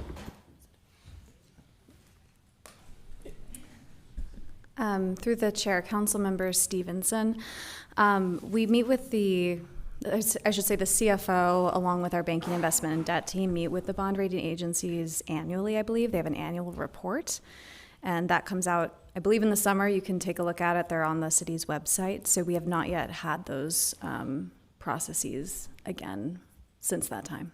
Okay, thank you. What has changed in that department and in other departments in order to spend according to their budget?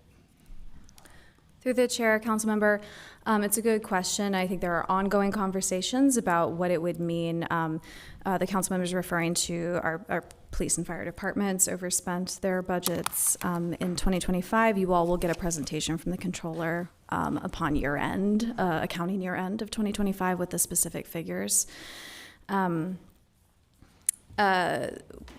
Departments, including the police department, brought forward budget reduction scenarios through the budget process. Last year, one of the key things that the police department has changed is backing off of the critical staffing overtime, which was an elevated overtime rate that they had been in while they were understaffed. That is no longer the case, so they have a standard overtime rate going forward, and we anticipate savings from that. I believe the chief has also issued stricter policies around overtime usage. Great, thank you. I'll have more questions, but they'll probably be rhetorical, so feel free to sit down. Given the financial state of the city, we should have a lot of questions about what's being done to limit department spending. I've heard from folks, both in the administration and on this council, that a large amount of money now is being used for graffiti removal, and that's having Public Works go over. Is that really where our money needs to go right now? I think rental assistance is vastly more important. I think our constituents need it. My constituents have been crystal clear that they have been demanding this of me, and they've been demanding this of all of us. So we're going to have to see some things go, and I think rental assistance is not one of those. We need this rental assistance, and we need to do it in a way that's not stealing from Peter in order to pay Paul. Lastly, LAHA is already allocated. We would be doling out lethal cuts to vital projects and services that I simply don't want to do. Yesterday, I met with Catholic Charities, which runs homeless shelters, among other things. Homeless shelters are an eligible use of LAHA, and we are still in a homelessness crisis. Taking LAHA and affordable housing dollars is it's much worse than stealing from Peter to pay Paul. It's relegating future evictions, future homelessness, and crushing financial stress and debt on our residents under the current housing crisis. So we can and we should use contingency funds, because this is a thing that is unanticipated, and we desperately need it. And we also desperately need our affordable housing projects and other housing services to be fully funded. And with that, I'll give it back to the President. Councilmember Palmisano. Thank you, President Payne. The facts given to us by Deputy CFO DeSenza have been front of mind to me this past week. I do recognize that other than Councilmember Vita as a park commissioner, others here on this dais were not around when we had to redo the budget several times until Councilmember Osmond joined us late in the year during the COVID crisis and pandemic. We've all been exploring how to best show up with what we can possibly afford with city dollars in this moment. We all get deeply personal stories of need, immediate and dire need, these days more than ever for the crisis that we're in. At the same time, Minnesota Multi-Housing Association, and they've given me permission to source them, they report to me that rent collections are tracking with normal rent collections right now. That's the macro view, and that's as of today. But we all know that this road is very long, and that philanthropy is filling known needs right now, but likely not into the future as long as it's going to need to go. So, of course, I see a huge need for emergency rental assistance in our community. This is an unprecedented time, and I support the intent of this resolution, but I do not agree with this funding source. Using contingency funds has a very high bar, and using them for this purpose would be short-sighted. I'm very concerned about our general and contingency fund balances right now. We did not anticipate the enterprise cost of responding to Operation Metro Surge. This would be for things like an immense amount of staff time in emergency operations that includes every department, police, public works, communications, and on. These increased costs were not forecast in our 2026 budget, and the strain on our general fund is going to be significant. But earlier, my colleague said, what are we really doing? And I think that is a slap in the face to every single city worker who has been showing up in this moment. This isn't business as usual. City workers are not going about our days as though nothing is wrong. Every department of our city is showing up differently. There is a CPED representative in the EOC overnight on weekends. That is in addition to their regular day-to-day job. So this is not meant, this money, it is not meant to be a public philanthropy fund. Yes, the Agate idea was successful. I think it was a couple of years ago. It was unprecedented at the time, and it was an unsuccessful ultimate attempt at using it for philanthropy. Agate did not, to my recollection, get the rest of that money together. But thank you to every worker in the city enterprise for working so very hard this past month in responding to this unprecedented crisis. And also, they are getting to everything that we also need every day to have a city that works. People all over our city have been part of that. Residents, people that care about our city from overseas even. I know that other cities' department heads and bureaucrats are seeing how great Minneapolis is doing in this moment, and they are asking for advice on how they responsibly respond to ICE agents in their cities. Our role here is about coordination in this moment, not about being able to fill the need with local government funds, because we will never be able to fulfill that need. $1 million is a significant and monumentally difficult amount of money to find in this moment. And it should come from decisions we made last year on how much we can possibly put in our budget toward affordable housing. Last budget season, we made a decision not knowing the urgency of this moment. So let's make a different one. I am also, like Councilmember Stevenson said, loath to make this change. Long term, it's not a good one. Long term, it means we will get help to finance less 20 to 30-year affordable new housing units, for example. But in this moment, we need to find something, and we cannot stop responding as a city and delve into a terrible financial position. So I think we need to ground ourselves and one another on what our briefings have said, that government dollars is not what people need for rental assistance right now, that people struggling right now need cash, and let them decide what they are going to use for their different needs of the moment, and that equitable assistance has to be equitably distributed, and that is a really hard thing to do. And like Director Hansen said, not today, but on Tuesday, it will take a while. The road here is very long, much longer than people are energized to donate in one moment and perhaps able or willing to donate. So let's figure this problem out in a much longer term basis. Thank you, Mr. Chair. Councilmember Schaefer. Yes, I would just add this as for a thought process. I think there is general support across our body for this idea. We're getting hung up on how and what we should use to fund this idea. I believe that Hennepin County has some wiggle room still with the funding that they have.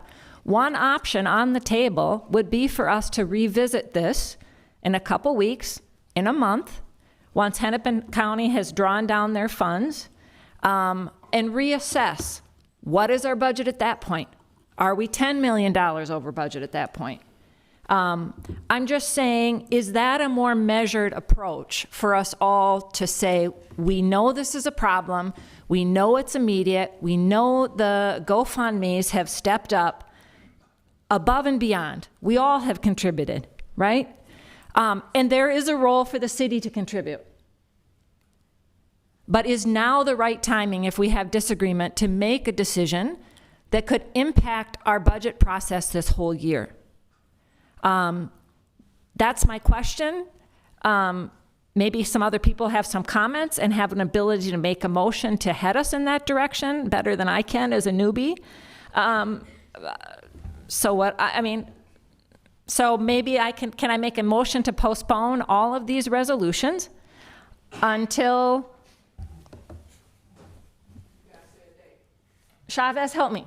What do we want to postpone this till? Today. Let's vote today for the actual money. Let's Okay. help people get rental assistance because they need it. Okay. All right. Well, I guess I will postpone to revisit on let's say end of March, and see where Hennepin County funds sit. I'm able and willing to change that date if that helps people come this direction. But I would make a motion to postpone all of these resolutions and revisit all of them with all the funding sources the end of March. Is there a second? Second. Councilmember Schaefer made a motion to postpone to the end of March. I think we need a date certain. I would say the 19th would be the next, the kind of endish March council meeting. That's been seconded. We have Councilmember Schaefer in queue, but maybe you've said your piece. Councilmember Chavez. Thank you, Council President Payne. I will urge my colleagues to vote against the delay of these motions. We are in an emergency. People are facing evictions. Rent was due on February 1st. We cannot continue to ask our community to fundraise for our neighbors if we are unwilling as a government willing to support them. I think it's time to vote. It's very clear that people have made decisions on how they're going to vote. I think we just need to vote. So I'm going to call the question on Councilmember Schaefer's motion to delay these items, which I disagree with. But I'm calling the question. Councilmember Chavez called the question. Is there a second? That's been seconded. Mr. Clerk, call the roll on calling the question. Councilmember Warren. Nay. Councilmember Schaefer. Nay. Councilmember Wansley. Aye. Councilmember Shugtai. Aye. Councilmember Whiting. Aye. Councilmember Chowdhury. Aye. Councilmember Stevenson. Aye. Councilmember Rainville. Nay. Councilmember Vita. No. Councilmember Palmisano. No. Councilmember Chavez. Aye. Vice President Osmond. President Payne. Aye. There are 8 ayes and 5 nays. And that requires 9, so that motion fails. And is there anybody who wants to discuss the motion to delay this item till the 19th. The clerk will call the roll on the motion to delay this to the 19th. Oh, Councilmember Vita. Oh, thank you. I feel like every time I'm in the queue, somebody calls the question. It feels targeted. But my question was about what impact this would make for delay. I had never thought about that. So thank you, Councilmember Schaefer. What would be the impact on delay? Director Hansen, you said that the county uses $10 million a year of their own. And so if we gave them $1 million in 3 weeks or plus whatever time it takes to process, how could this affect that, the ability for rental assistance right now? Director Hansen. Council President Payne, Councilmember Vita, we would still have to negotiate a deal and an agreement and bring it back to the council before the money would be ready for their fund. So this would delay that conversation as well. So just the agreement conversation, not like I guess I'm asking more about the services of the county, regardless of how this goes, they're still going to be processing applications. Councilmember Payne, Councilmember Vita, yes, the county continues to take in applications. And at any point in this process, our $1 million could come in and help, but it's not about like the timing isn't specific to right now. Council President Payne, Councilmember Vita, it's up to the body to tell us that they have the money, and then we would negotiate that with the county, and then those funds would then be able to be transferred to the county after an agreement has been reached and approved by the council and the mayor. So that would still, but their program is still intact. Their program is still taking applications as of today. I don't want anybody in the community who's listening to say that they have to wait until the council acts, because there is still money at the county for rental assistance. Okay, you answered my question. Thank you. Councilmember Palmisano. Thank you, Mr. Chair. One additional complication would be about if people will then still be eligible for their renter's credit. It shouldn't matter who is paying the rent, whether it's the county or the person with the lease. They should be able to get their renter's credit. There's concern about how that will work at the state level, and so we're going to need to be mindful of that. I think this is, I point this out because it's kind of like a brand new wrinkle just in my queue, but maybe something that shows that we should support a delay to iron out all these details. I do not want people to have to forego their renter's credit in order to be able to get assistance in this moment. Thank you. Seeing no further folks in queue, I will ask the clerk to call the roll on the motion to postpone this item to March 19th. Councilmember Warren. Yes. Councilmember Schaefer. Aye. Councilmember Wansley. Nay. Councilmember Shugtai. Nay. Councilmember Whiting. Aye. Councilmember Chowdhury. Aye. What? No, nay, sorry. I am like, can't You don't get to keep tell it people straight. how to vote. Councilmember Stevenson. Nay. Councilmember Rainville. Thought it was a different item. Councilmember Sorry. Vita. No one's Aye. on my vote. Councilmember Palmisano. Aye. Councilmember Chavez. No. Vice President Osmond. No. President Payne. Nay. There are 6 ayes and 7 nays. That motion fails. We are returning to the underlying motion. I don't see anybody. Oh, Councilmember Chavez. No? All right. I'm going to add myself to queue. A lot of discussion here is on source and timing. On timing, there is nothing more urgent than what's happening in our community right now. We got a really robust briefing on the needs of our community from our professional staff in emergency operations. Part of that briefing was an acknowledgement that the fastest money is private money, and I agree with that. But the other half of that briefing was that recovery is not going to happen in 1 month. Recovery is not going to happen in 1 year. This is going to impact our city for years to come. It's going to impact the residents of our city for years to come. There are certainly people on the brink of eviction right now today, and many, many community members are stepping up to fill those gaps to save those people from the brink. but they're not saving everybody from the brink. And there are businesses that are currently closed indefinitely, which means they may open, they may be done forever. They may continue paying payroll. I've talked to some of the businesses in my community that are not cutting hours. They're not cutting payroll because they want to support their employees, but those businesses may not have the reserves to continue doing that for another 6 months, another year. And we're not also just talking about the members of our community that are most vulnerable and targeted as immigrants. We're talking about citizens that have just been struggling long before this crisis, and now this is yet another thing that is putting them deeper into crisis. And so there's no question about the need, there's no question about the timing. The source, I highly encourage this body to support contingency, because I think it's going to be private dollars that are already getting out the door right now, because rent has already been due and the private dollars are already doing as much as they can. But we're going to need it next month, and we're going to need it the month after that, and we're going to need it the month after that. And delaying this conversation about how we're going to work with the county does not help us. Waiting until we find out the county runs out of money doesn't help us, because we know they're going to run out of money. $1 million is not enough. We're going to need not just relief for this from the state for rental assistance, we're going to need relief for a whole host of economic impacts. The other part of that briefing was the recognition that this is at the scale of COVID or worse. And that required the federal government to step in with $300 million of stimulus just for the city of Minneapolis.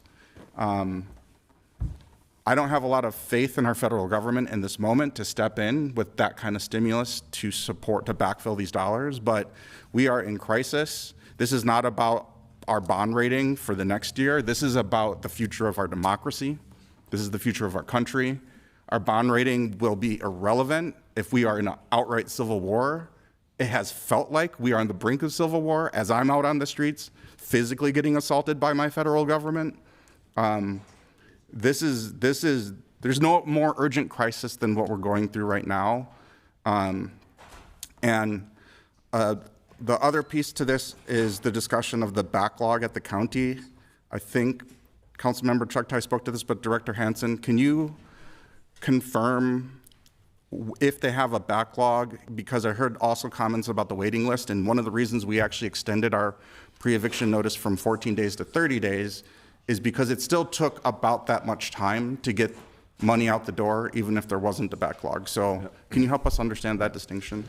Council President Payne, under request from Councilmember Chugtai, I have communicated with David Hewitt, who oversees this program at the county, and I will read.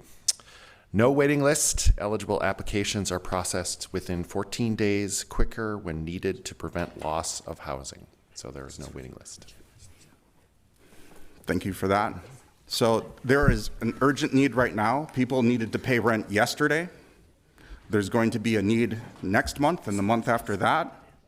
And the housing crisis is going to be with us for decades. So we cannot raid our Affordable Housing Trust Fund and exacerbate the housing crisis. We can't just rely on private donors, because the need is going to go long before that period of time. The city needs to step up right now in this moment. I would prefer us to use contingency, because that's what contingency is for. Another issue, use of contingency, that wasn't discussed was there was an emergency because a convention that we were hosting ran out of money for the planner. That was raised to a level of urgency that got unanimous support from this body because of a convention was running out of money to pay their vendors. This is more of an emergency than that. We should be using contingency. I don't want to use cash balance because of the concerns about our bond rating, but that will have to be our next best choice. So I would prefer us to use contingency. Otherwise, we're getting into cash balance, and we'll have to deal with the aftermath of that. And seeing no one else in queue, I will ask the clerk to call the roll on item number 67. And Mr. President, to be clear, this is on the original proposal that came forward with the agenda packet offered by council members Wansley, Osmond, Stevenson, Chavez, and Chowdhury. Correct. What is? Councilmember Warren. No. Councilmember Schaefer. No. Councilmember Wansley. Aye. Councilmember Shugtai. Aye. Councilmember Whiting. Aye. Councilmember Chowdhury. Aye. Councilmember Stevenson. Aye. Councilmember Rainville. No. Councilmember Vito. No. Councilmember Palmisano. No. Councilmember Chavez. Aye. Vice President Osmond. Aye. President Payne. Aye. There are 8 ayes and 5 nays. That motion required 10 votes, so therefore that fails. I will recognize Councilmember Wansley for a response. The next motion is Councilmember Whiting. Thank you, Mr. President. I would move to approve the following resolution in front of all of you. Happy to talk to any of the questions about this, but happy to answer any questions. Thank you. Councilmember Wansley. Thank you, President Payne. I would also like to bring a substitute motion that would still keep basically the original content of the contingency motion that just fell, but would essentially change the funding source to cash balance. The intent is still there. This is not the source that we ideally wanted to go for. We brought forward the one that was most appropriate. Unfortunately, supermajority of my colleagues did not agree with it. So this is the next best resort that we have to make sure that we aren't cutting programs and department level activities. So that said, I'm moving this forward, and also would like to note that Councilmember Chugtai is a co-author of this. Mr. Clerk, we have 2 substitutes. Can you give some guidance on how we ought to approach this? Mr. President, I know we've been talking about 3 resolutions and 3 different subjects, but parliamentary law says 1 motion can claim the body's time, 1 at a time. So Councilmember Whiting was in order and made a motion. That's the motion that is before the body. Then the body could take up the substitute that was offered by Councilmember Wansley and several co-authors. I will note that Councilmember Whiting made a motion, it wasn't seconded, and we recognized a new member who offered a different motion. So I think Whiting is in queue. There needs to be a second. If there's not a second, then that would die for lack of a second. Second. Okay, we have a proper motion in front of us by Councilmember Whiting, sourcing $1 million from the Affordable Housing Trust Fund for rental assistance. Is there discussion on that item? Councilmember Osmond? Sorry, Vice President Osmond. Thank you. I think the best option still would have been the contingent funding. I didn't hear any argument why we shouldn't do that other than, oh, it's not going to work for immigrants or the county does different things. There's not a strong argument why we should not take the money. That's what the money is for. And let me just say that, Councilmember Whiting, I really appreciate your motion. It's trying to find a solution after it requires 10 votes, I guess, the last motion. That's why it's failed. Really like your bringing this forward, but I never, since I've been a chair of BIS committee, which everything comes through related to housing, Affordable Housing Trust was never go zone place. Like that was like, stay away from it. This is something that we always, protected. And former council member Allison was also really the guard of that funding. And including the administration and the mayor's office was always something no-go zone area. So I would like to support it, but as a chair of BIS committee, I cannot support it now. But I wish it would the cash balance would have come first, and if it would have failed, that would have been my third option to go, because we got to do everything we can to support the immigrants. At least we're trying to do very limited. We might not help everyone else. People will be displaced. People have been displaced. So just people that are elected and people that manages their money, this is residents' money, is we're making that decision. And as a council body, our only power, and our power actually is about a budget. And that's how we're elected to oversight and make sure that we are making the right decisions. But I'm going to wait around and with your motion and not support it now. I wish it would have come later on after the cash balance, but I'll leave it there. Thank you. Councilmember Stevenson, you have a priority motion? I'd like to call the question. Councilmember Stevenson has called the question. Is there a second? No, it's not a priority motion. Not a priority motion. Oh. Mr. Clerk? Mr. President, calling the question is a standard motion. It needs to be, it's not a priority motion. A priority motion is like a point of order, an objection to the question, or a point of privilege. A priority motion would have to be in that vein. A call the question or the previous question is a standard motion that you get in order in the queue for. Councilmember Chugtai. Thank you, Mr. President. So I really appreciate Councilmember Whiting bringing this this path as an option forward here today. I think you are the person I've talked to probably the most about this topic over the course of the last couple of days, and I saw a continuous desire from you to find a place of agreement, and I saw how deeply moved you were throughout those conversations by the tremendous need that we are seeing in our community, and that I deeply appreciate that. I see that need too, and agree that we need to take some action now. So, Councilmember Ellison did used to be the bulldog of the Affordable Housing Trust Fund, and that's something that needs its next set of bulldogs. So let me attempt to do that just a little bit. The Affordable Housing Trust Fund was created in 2003 by Mayor R.T. Ryback. Its purpose was to have the general fund property taxes support the development of affordable housing units in our city, so that every taxpayer had a stake in people being able to continue to live in Minneapolis and afford to live here. And over the years, right, we see the investment in the Affordable Housing Trust Fund chip away. We see the way it is supported and paid for become less and less reliable, I suppose. Today, none of the Affordable Housing Trust Fund is general fund supported. Today, we are investing less money in the Affordable Housing Trust Fund than we were prior to the pandemic.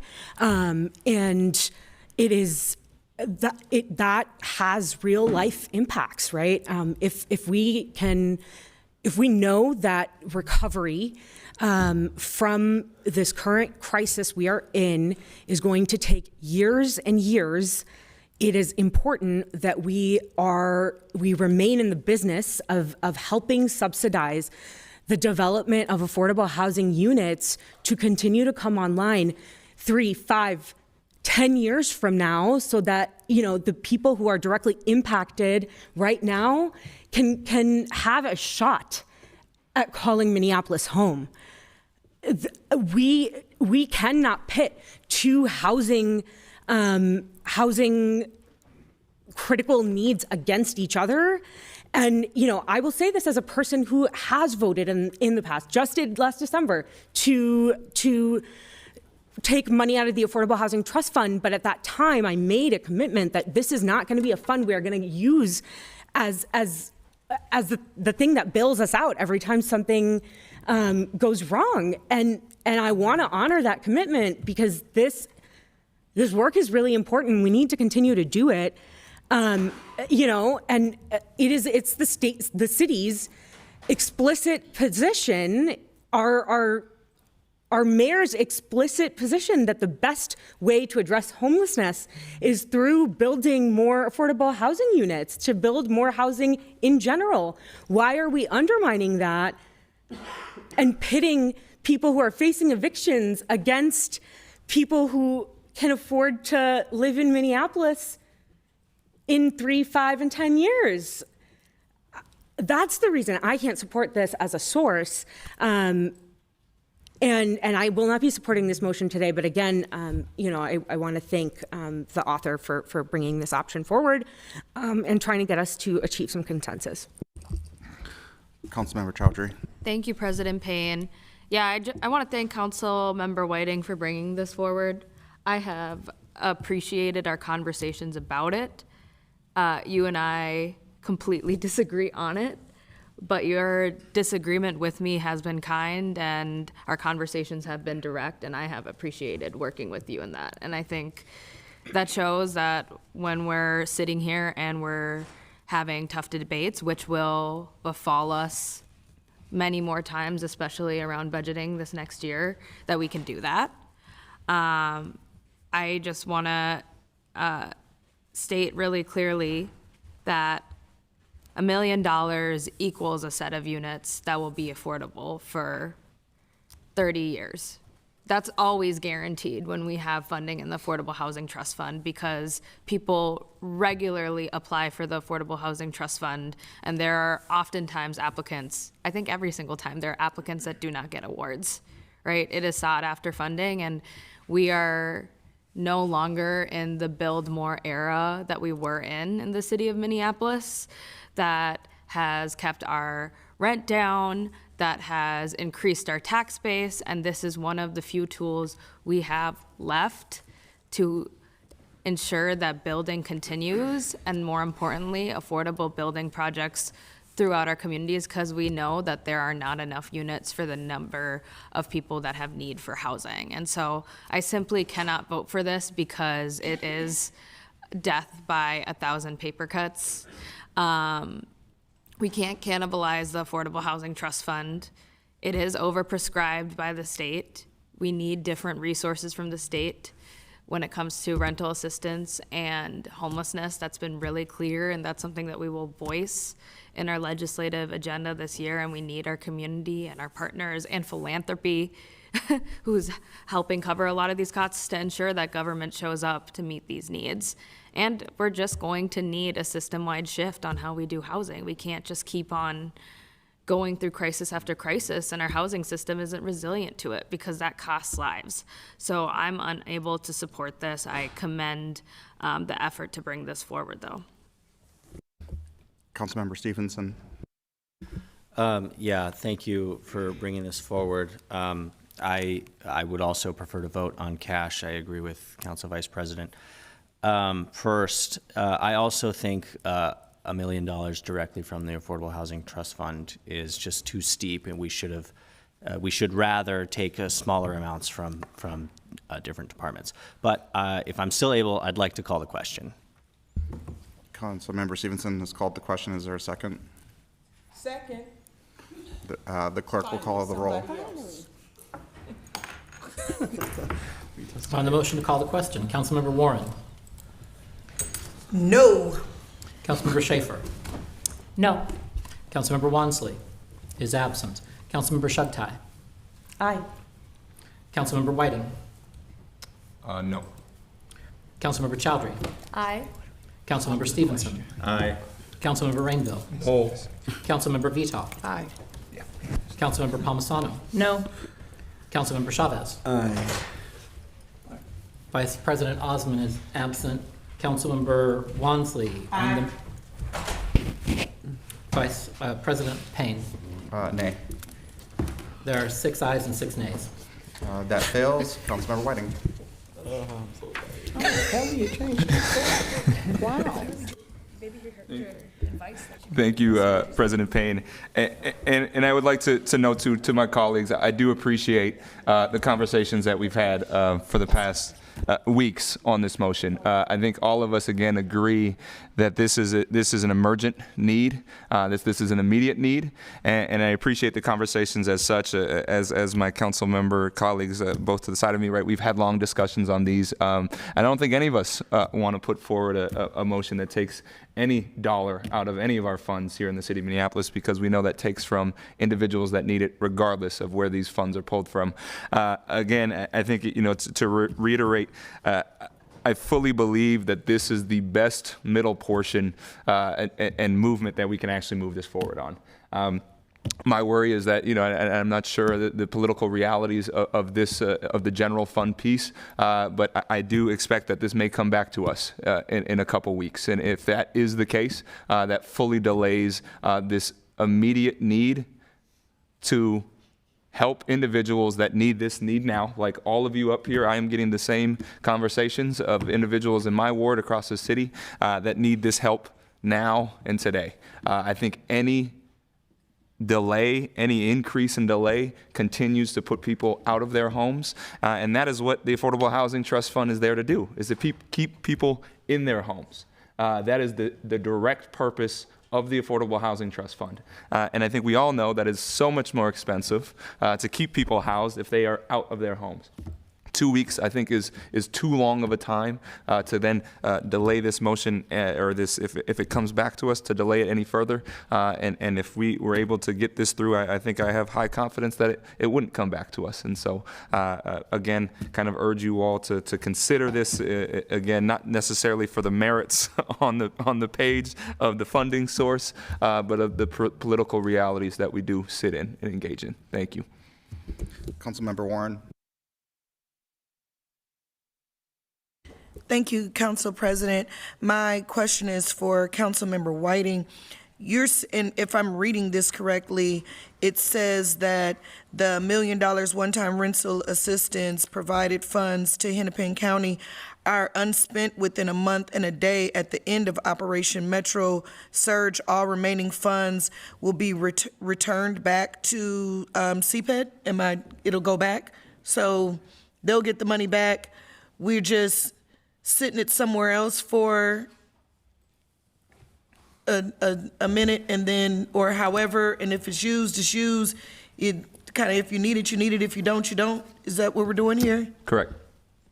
Okay, because I don't want to take any money from no affordable housing. That's the part that I'm struggling with, okay?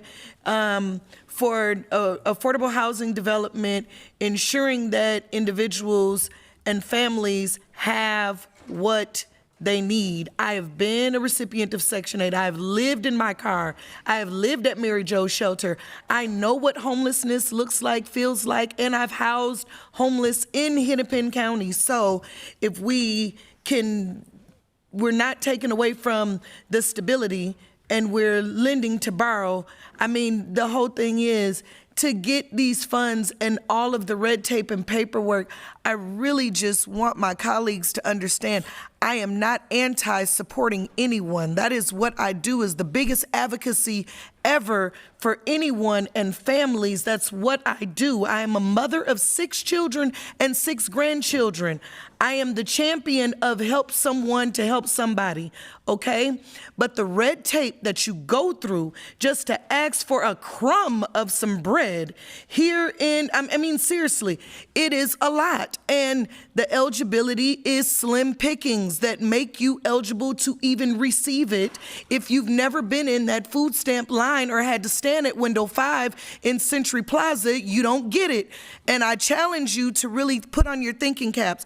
I will support this, Jameson, for this one time. I want us to vote and be done with this, because I got to pee. There's the red button to say stop. Jeez. Councilmember Chowdhury.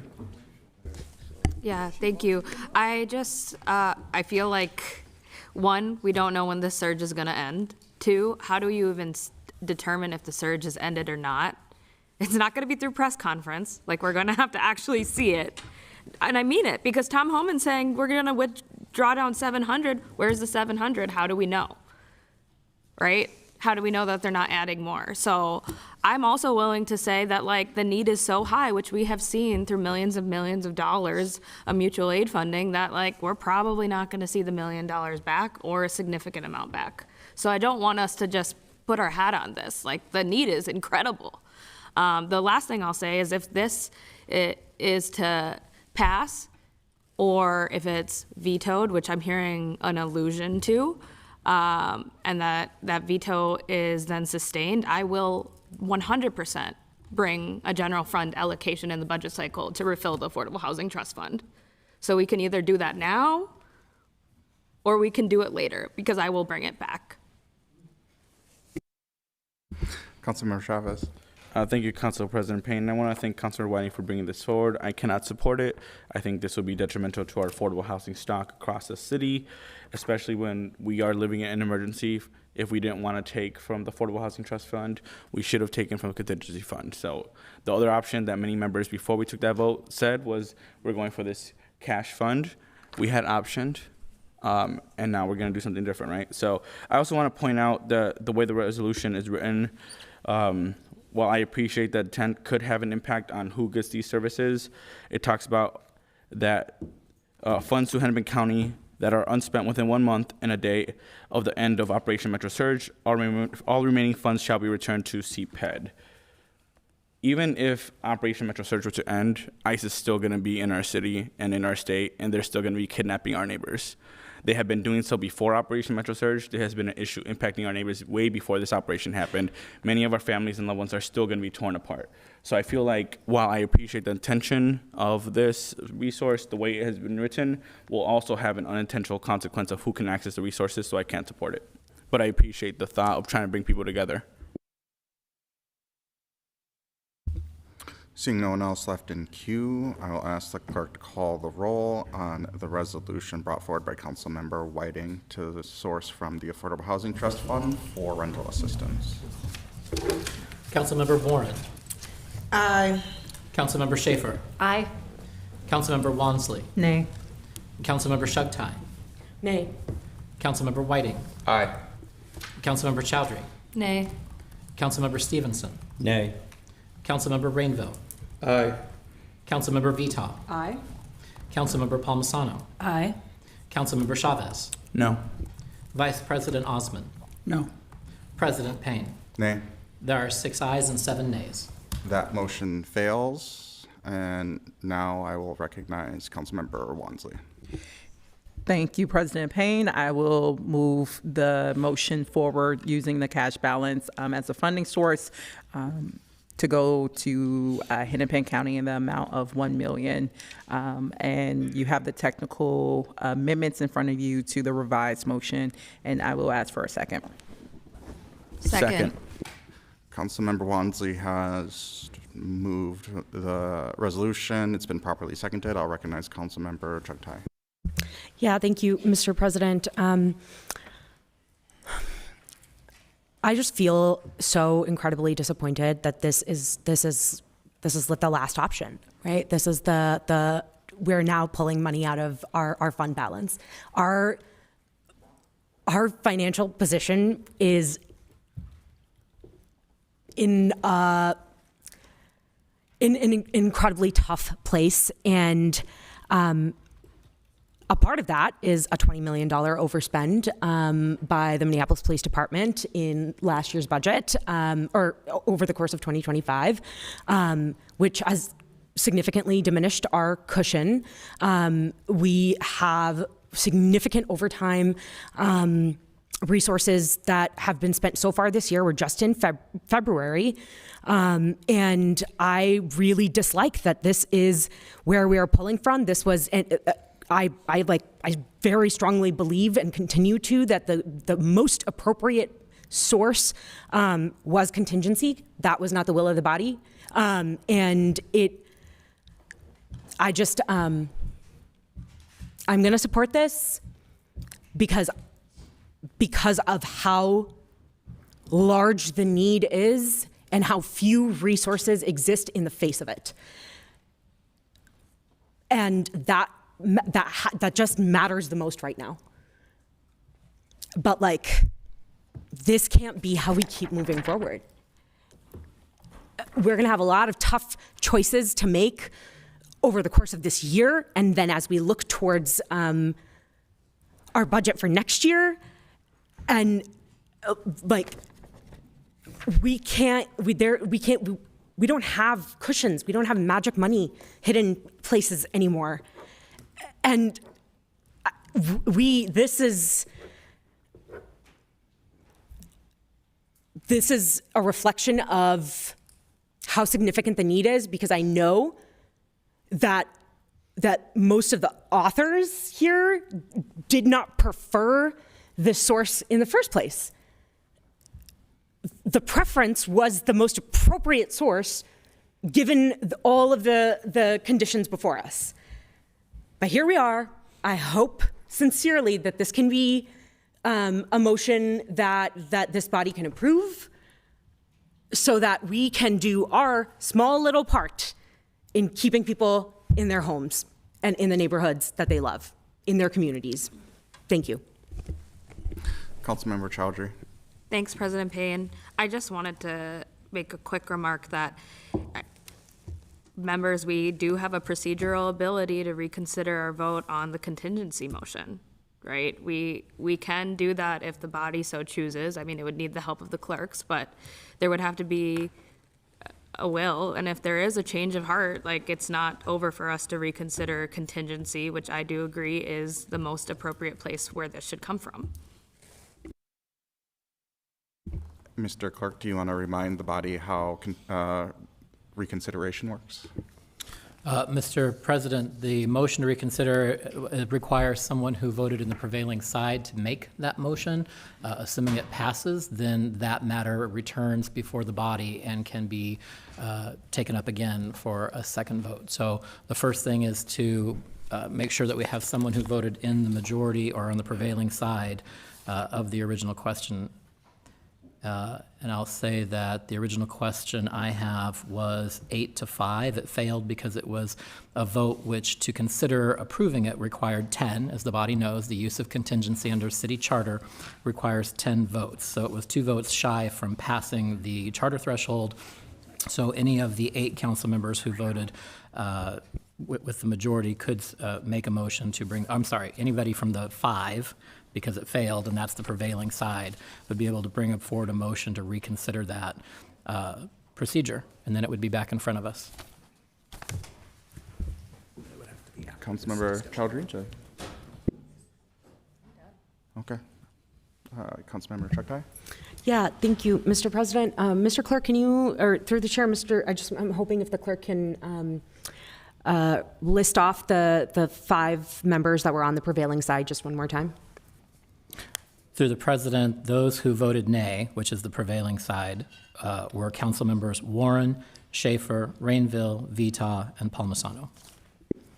Mr. Chair, I mean, I would urge one of these members who voted, who were on the prevailing side, to please make a motion to reconsider.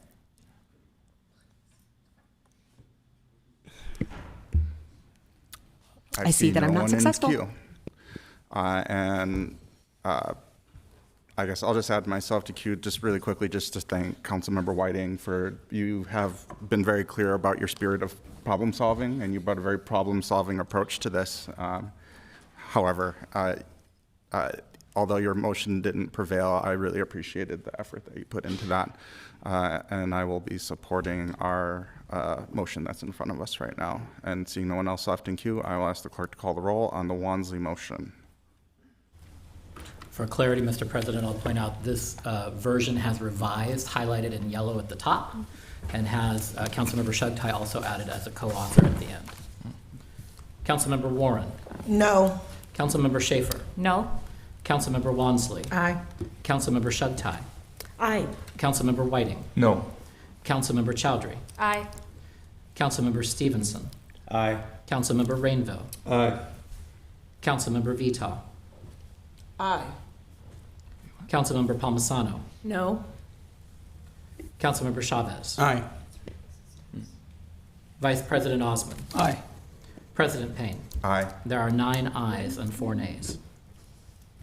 That motion passes, and that completes all items on the entire SuperCal report. The next order of business is notice of ordinance introductions. We have 3 notices today, one of which was added to our agenda at the top of the meeting. First, council members Chavez, Chowdhury, Wansley, Payne, and Stevenson give notice of intent to introduce at the next regular meeting the subject matter of an ordinance to amend the Health and Sanitation Code to decriminalize the possession of drug paraphernalia. Second, Council Vice President Osmond gives notice of intent to introduce at the next regular meeting the subject matter of an ordinance amending the Licenses and Business Regulations Code to amend the regulation of alcohol on licensed parking lot premises. And third, Councilmember Chugtai gives notice of intent to introduce at the next regular meeting of the City Council the subject matter of an ordinance amending Title 12, Chapter 244 of the Minneapolis Code of Ordinances related to Housing Maintenance Code, Section 244.285, to add regulations regarding owner entry into a rented dwelling unit. Those notices are hereby given and no further action is required at this time. The next order of business is the introduction and referral calendar. We have 2 introductions today. First, pursuant to notice, council members Wansley, Osmond, Chavez, and Stevenson move to introduce the subject matter of an ordinance to amend the Housing Code, give first reading, and refer to the Business, Housing, and Zoning Committee for its consideration a proposal to authorize eviction moratoria during states of emergency. Second, council members Wansley, Osmond, Stevenson, Chavez, and Chowdhury move to introduce an ordinance amending the Housing Code, giving first reading, refer to the Committee of the Whole, and set a public hearing to be held at that committee's meeting on February 17th, a proposal to temporarily extend the length of required pre-eviction notices. I'll note that this introduction seeks to bypass the first step for enacting an ordinance, which is notice, so it will require unanimous consent to accomplish what is being proposed for this ordinance. May I have a motion to approve these introductions? So moved. Second. That's been moved and seconded. Is there any discussion? I'll recognize Councilmember Wansley. Thank you, President Payne. Colleagues, I'm asking for your support on an ordinance called Pause Eviction Save Lives, which is a temporary policy change that will extend the timeline for evictions to protect renters from the impacts of the ICE occupation. Currently, if a landlord plans to file an eviction due to missed rent, they must give the renter 30 days notice prior to filing the eviction. Pause Eviction Save Lives would temporarily increase the required notice from 30 days to 60 days. This gives family an extra month to acquire the funds needed to cover any missed rent and avoid having an eviction be filed. The 60-day requirement would be in effect until July 31st. Rental assistance funding takes time, as we just had a very robust conversation around that. And additionally, new financial resources could be available to families once the state legislative session begins on February 17th. And Pause Eviction Save Lives give families more time to apply for and receive rental assistance funding, and thus preventing evictions and protecting families.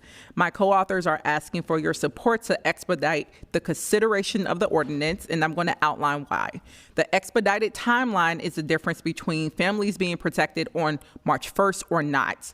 This will literally make the difference for thousands of families entering into the eviction process versus thousands of families having to or having a protection in place when next month's rent is due. And I'm not being dramatic when I say this, but this could absolutely save lives. And that's a huge responsibility and opportunity that this council has. And I hope there would be not a member of this body who is okay with letting families come up on March 1st, rent being due, and not having a protection in place.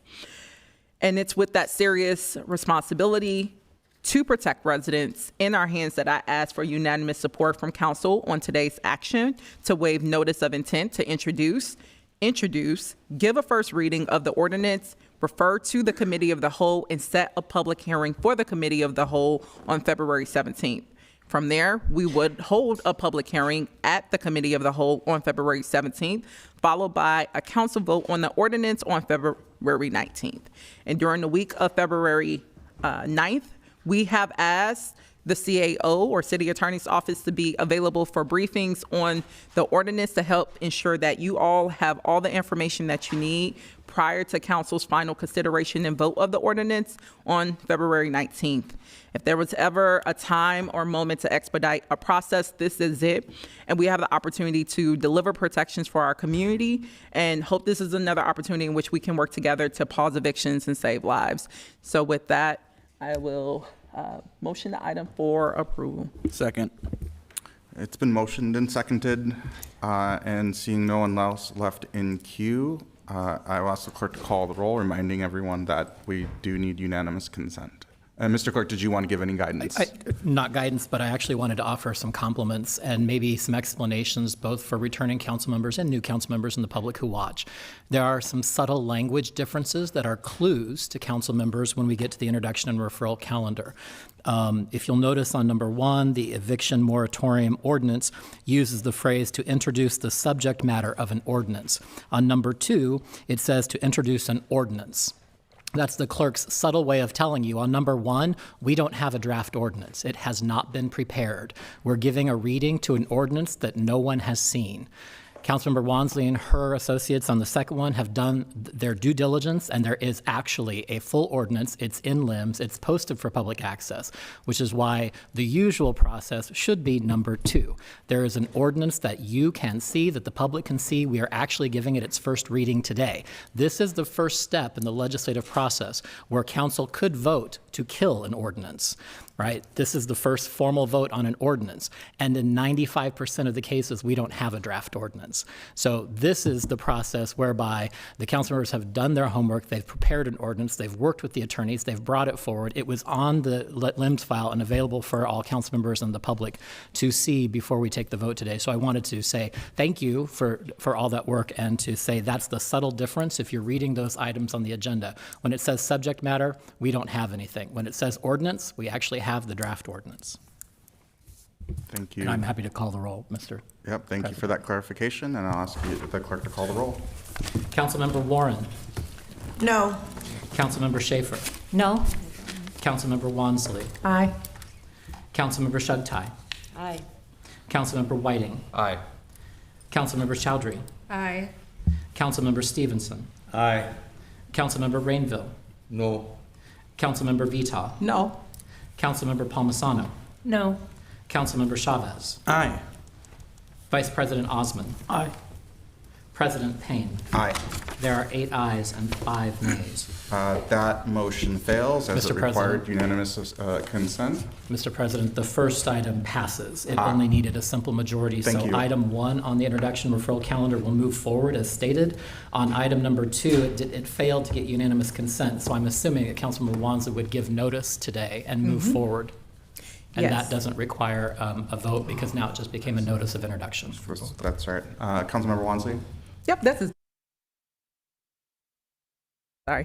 Yes, thank you, Clerk Carl. We had the opportunity to do something very simple and show unity to expedite a legislative process when the work has been already done, to give you an ordinance and to bring your constituents along for a public hearing that would have took place on February 17th. And we could have made sure that preventative protections against evictions could have been in place ahead of the March 1st deadline for rent. Supermajority of our colleagues did not want to move forward, but luckily we still have our legislative process to move forward with this. So I'm giving official notice that will still allow us to move forward, and would then require a simple majority vote at the end of it to adopt it. And at least, and unfortunately at least, after March 1st, this would, if adopted by this body, would give thousands of families that additional 60 days temporarily to seek out rental assistance and stay housed. But it's really sad that we're almost going into the 3rd month of this operation, and the supermajority of this body could not get behind making sure that residents had a pre-eviction protection in place. That said, I look forward to gaining the support of a majority of my colleagues to put this in place in the coming weeks and months as we further consider it. That notice is hereby given, and no further action is required at this time. And Mr. Clerk, I have several folks in queue, but we actually don't have an item on the table anymore, do we? Announcements? The next order of business is resolutions. We have one resolution today, and that is an honorary resolution to designate the month of February 2026 as Black History Month in the city of Minneapolis. We were able to participate in a breakfast event in our historic rotunda this morning. That was the city's official launch of this month's long celebration of Black History Month. I want to express the council's thanks to the city's Black Employee Network, MBEN, and the planning committee who organized today's breakfast celebration. Do council members have any comments to add? Council member Vita. Thank you, Chair Payne.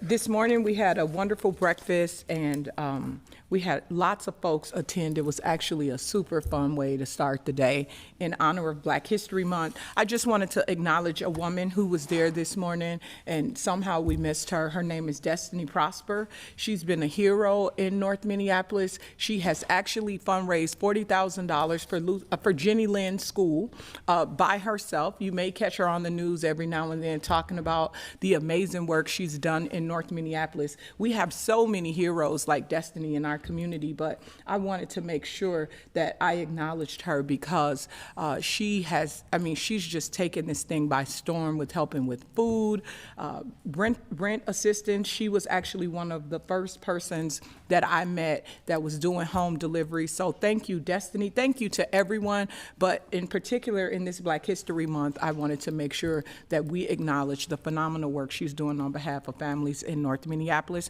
And thanks to everyone else who attended this morning.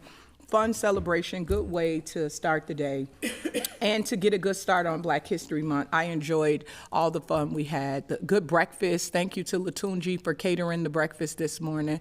That was a great addition to the event. It's always good when you gather Black people, you got to have food. So that was a good addition. Thank you so much to the clerk's office for making sure. And also to the building, commission and security and everyone for making sure we were safe, and we had a good fun time this morning for our annual Black History Month breakfast. Councilmember Warren. Thank you, Council President. I want to just say thank you to everyone. This was beautiful. All of the individuals that we recognized and all of the attendees in support of the work and the resilience of Black folks here in America to have a moment during this time of uncertainty throughout the city to recognize the instrument of leadership, the instrument of creativity, the instrument of resilience that we have embodied for hundreds of years here in America. I'm ultimately grateful for the opportunity and that the city took time to uplift this time and this moment. The work is not done.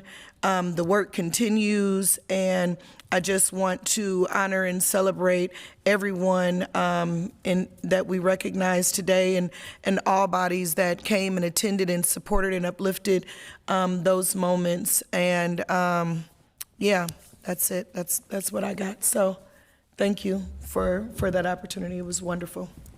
Councilmember Chowdhury. Thank you so much, President Payne. I just wanted to take a moment to acknowledge the extreme hardship that our Black, Brown, Indigenous, immigrant businesses particularly are facing. They were already facing many issues and were in recovery prior to the ICE occupation and surge, but we're seeing from our local businesses that they are in some cases seeing an 80% decrease in the regular customer base that they have. So I'm just encouraging everyone to go to a Black, Brown, Indigenous, immigrant-owned business, double your orders, tip extra if you can. If you can share that out on your social media and channels, that's something that I continue to hear as a need. Promotion is really helpful, and our city has been showing up as there's been different direct actions that fill our streets, and then we end up seeing community members go to our local businesses. So just encouraging everyone that's watching to spread the word, and all of us to continue to lean in that way. Councilmember Chavez. Oh, Councilmember Warren. Thank you, Council President. I just want to say that it is truly an honor as a new council member to sit amongst a body of council representatives from all across the diaspora.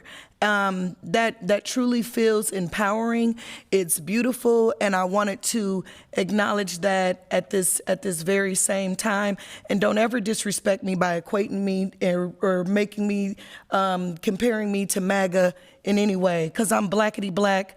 Black, okay? Just so you understand. Foundationally to this. Ain't nowhere they can send me to. I've been here. There never was a time when I was not, and I will always be here. The end. Seeing no one else left in queue, I'll ask the clerk to call the roll. Councilmember Warren. Aye. Councilmember Schaefer. Aye. Councilmember Wansley is absent. Councilmember Shugtai. Aye. Councilmember Whiting. Aye. Councilmember Chowdhury. Aye. Councilmember Stevenson. Aye.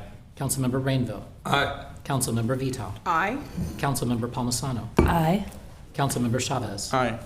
Vice President Osman is absent. President Payne. Aye. There are 11 ayes. That carries, and that resolution is adopted. And for myself and for the entire City Council, I want to uplift our Black residents, neighbors, colleagues, and family members. We set aside this month each year to commemorate Black History Month, but it is important that we recognize, honor, and celebrate the lives of Black people all year long. And I want to especially offer my sincere thanks and appreciation to the Minneapolis Black Employee Network and Ganani Omar from the Ward 2 office, who did a heavy lift to put on today's event, and day after day, both inside the city enterprise as well as out in the community. So thank you for that. Next, we have a request for a closed session today with our city attorney, but before I recognize the attorney for that purpose, I will ask if there are any announcements from council members. I'm on cue. Councilmember Chavez. Thank you, Council President Payne. I just wanted to confer with the clerks that all the authors for the temporary pre-eviction notice extension NOI are reflected on the notice of intent.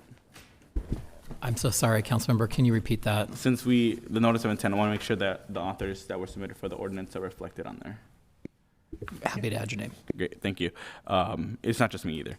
Also, really wanted to talk about the item and its importance. So I hope that when this ordinance comes before the council, that neighbors show up to City Hall, talk to your council members about the importance of this emergency temporary pre-eviction notice ordinance. The reality is many of our neighbors are going to face displacement. $1 million that we just allocated in the city council is not going to be enough to prevent the displacement of our neighbors. The GoFundMes, the rental assistance that our neighbors in Minneapolis, in the state of Minnesota, across the country are fundraising is not going to be enough to prevent the displacement of our neighbors. I was hoping that we would have taken this action to go the route of a more expedited route to prevent the displacement of our neighbors. I'm disappointed that we didn't do that today, but it doesn't mean we get to stop. Now neighbors get to advocate and ask their council members, their elected officials, to take action, and I can't wait for this vote to happen. I'm disappointed it wasn't able to happen in an expedited way, but there is going to be an opportunity for folks to testify, to come to the chambers, and ask for change. So thank you. Councilmember Chowdhury. Yeah, thank you. I just wanted to make an apology to my colleagues. I did not mean to make my statement during the resolution. I had mistaken that for announcement, so I just apologize that I made that statement during the resolution portion, because that's exclusively for Black History Month. Councilmember Wansley, would you like your vote reflected for the Black History Month resolution? Yes, as a affirmative. All right, we got that. Councilmember Chugtai.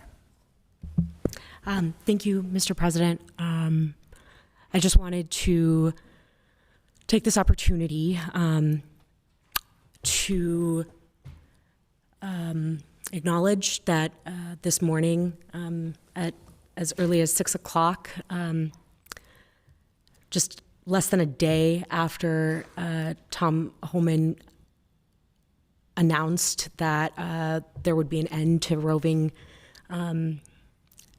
patrols and that there'd be a reduction in the number of agents that were going to each or carrying out these quote unquote targeted operations, which we clearly see over the course of the last 2 days that's not been the case. But, and, this morning, so early,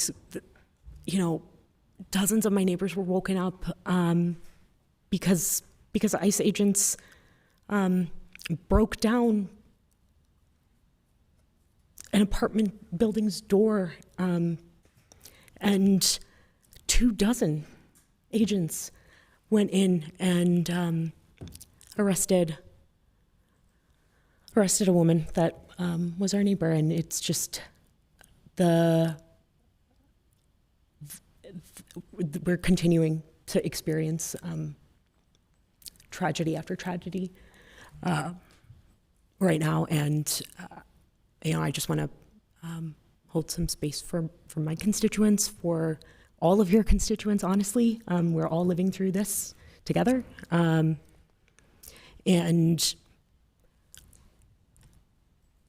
yeah, thank you.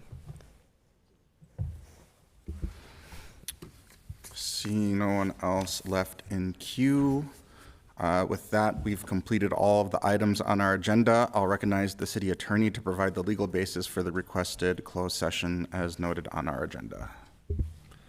Thank you, President Payne. As you just noted, the next item on the agenda is a discussion of the state of Minnesota et al. Versus Nome et al. Your lawyers wish to provide a briefing to the council on this litigation matter. Accordingly, under the Minnesota Open Meeting Law, Minnesota Statutes, Section 13D.05, Subdivision 3B, the council may, upon a proper motion, close the meeting for the purposes of attorney-client communication as permitted by the attorney-client privilege. In considering the motion, the council should weigh the right of the public to know what its government is doing against the need of the city to preserve the confidentiality of its discussion with its attorneys. Thank you, Mr. Attorney. I move to close our public meeting as authorized under the open meeting law, specifically Minnesota Statute Section 13D.05, for the purpose of receiving a briefing on the litigation matter of State of Minnesota et al. V. Nome et al. May I have a second to that motion? Second. The clerk will call the roll. Councilmember Warren. Aye. Councilmember Schaefer. Aye. Councilmember Wamsley. Aye. Councilmember Shucktai. Aye. Councilmember Whiting. Aye. Councilmember Chowdhury. Aye. Councilmember Stevenson. Aye. Councilmember Rainville. Aye. Councilmember Vitoff. Aye. Councilmember Palmisano. Aye. Councilmember Chavez. Aye. Vice President Osman is gone. President Payne. Aye. There are 12 ayes. That carries. For the viewing public, I'll note that the broadcast of this meeting will continue and the council will reconvene in public after we've concluded the closed session.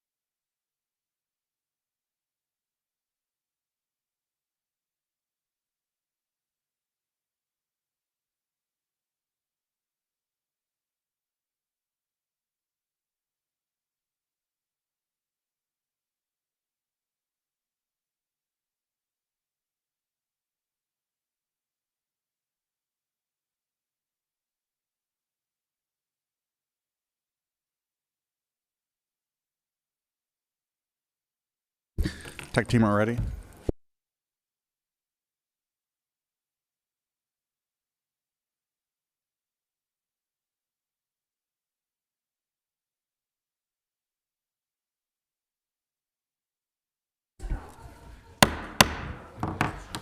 The time is now 1:19, and the City Council has reconvened in open session following our closed session. I'll ask the clerk to call the roll to prove the presence of a quorum. Councilmember Warren. Present. Councilmember Schaefer. Present. Councilmember Wonsley. Present. Councilmember Shotai is absent. Councilmember Whiting. Present. Councilmember Chowdhury. Present. Councilmember Stevenson. Present. Councilmember Rainville. Present. Councilmember Vitaw. Present. Councilmember Palmisano. Present. Councilmember Chavez. Present. Vice President Osman. Present.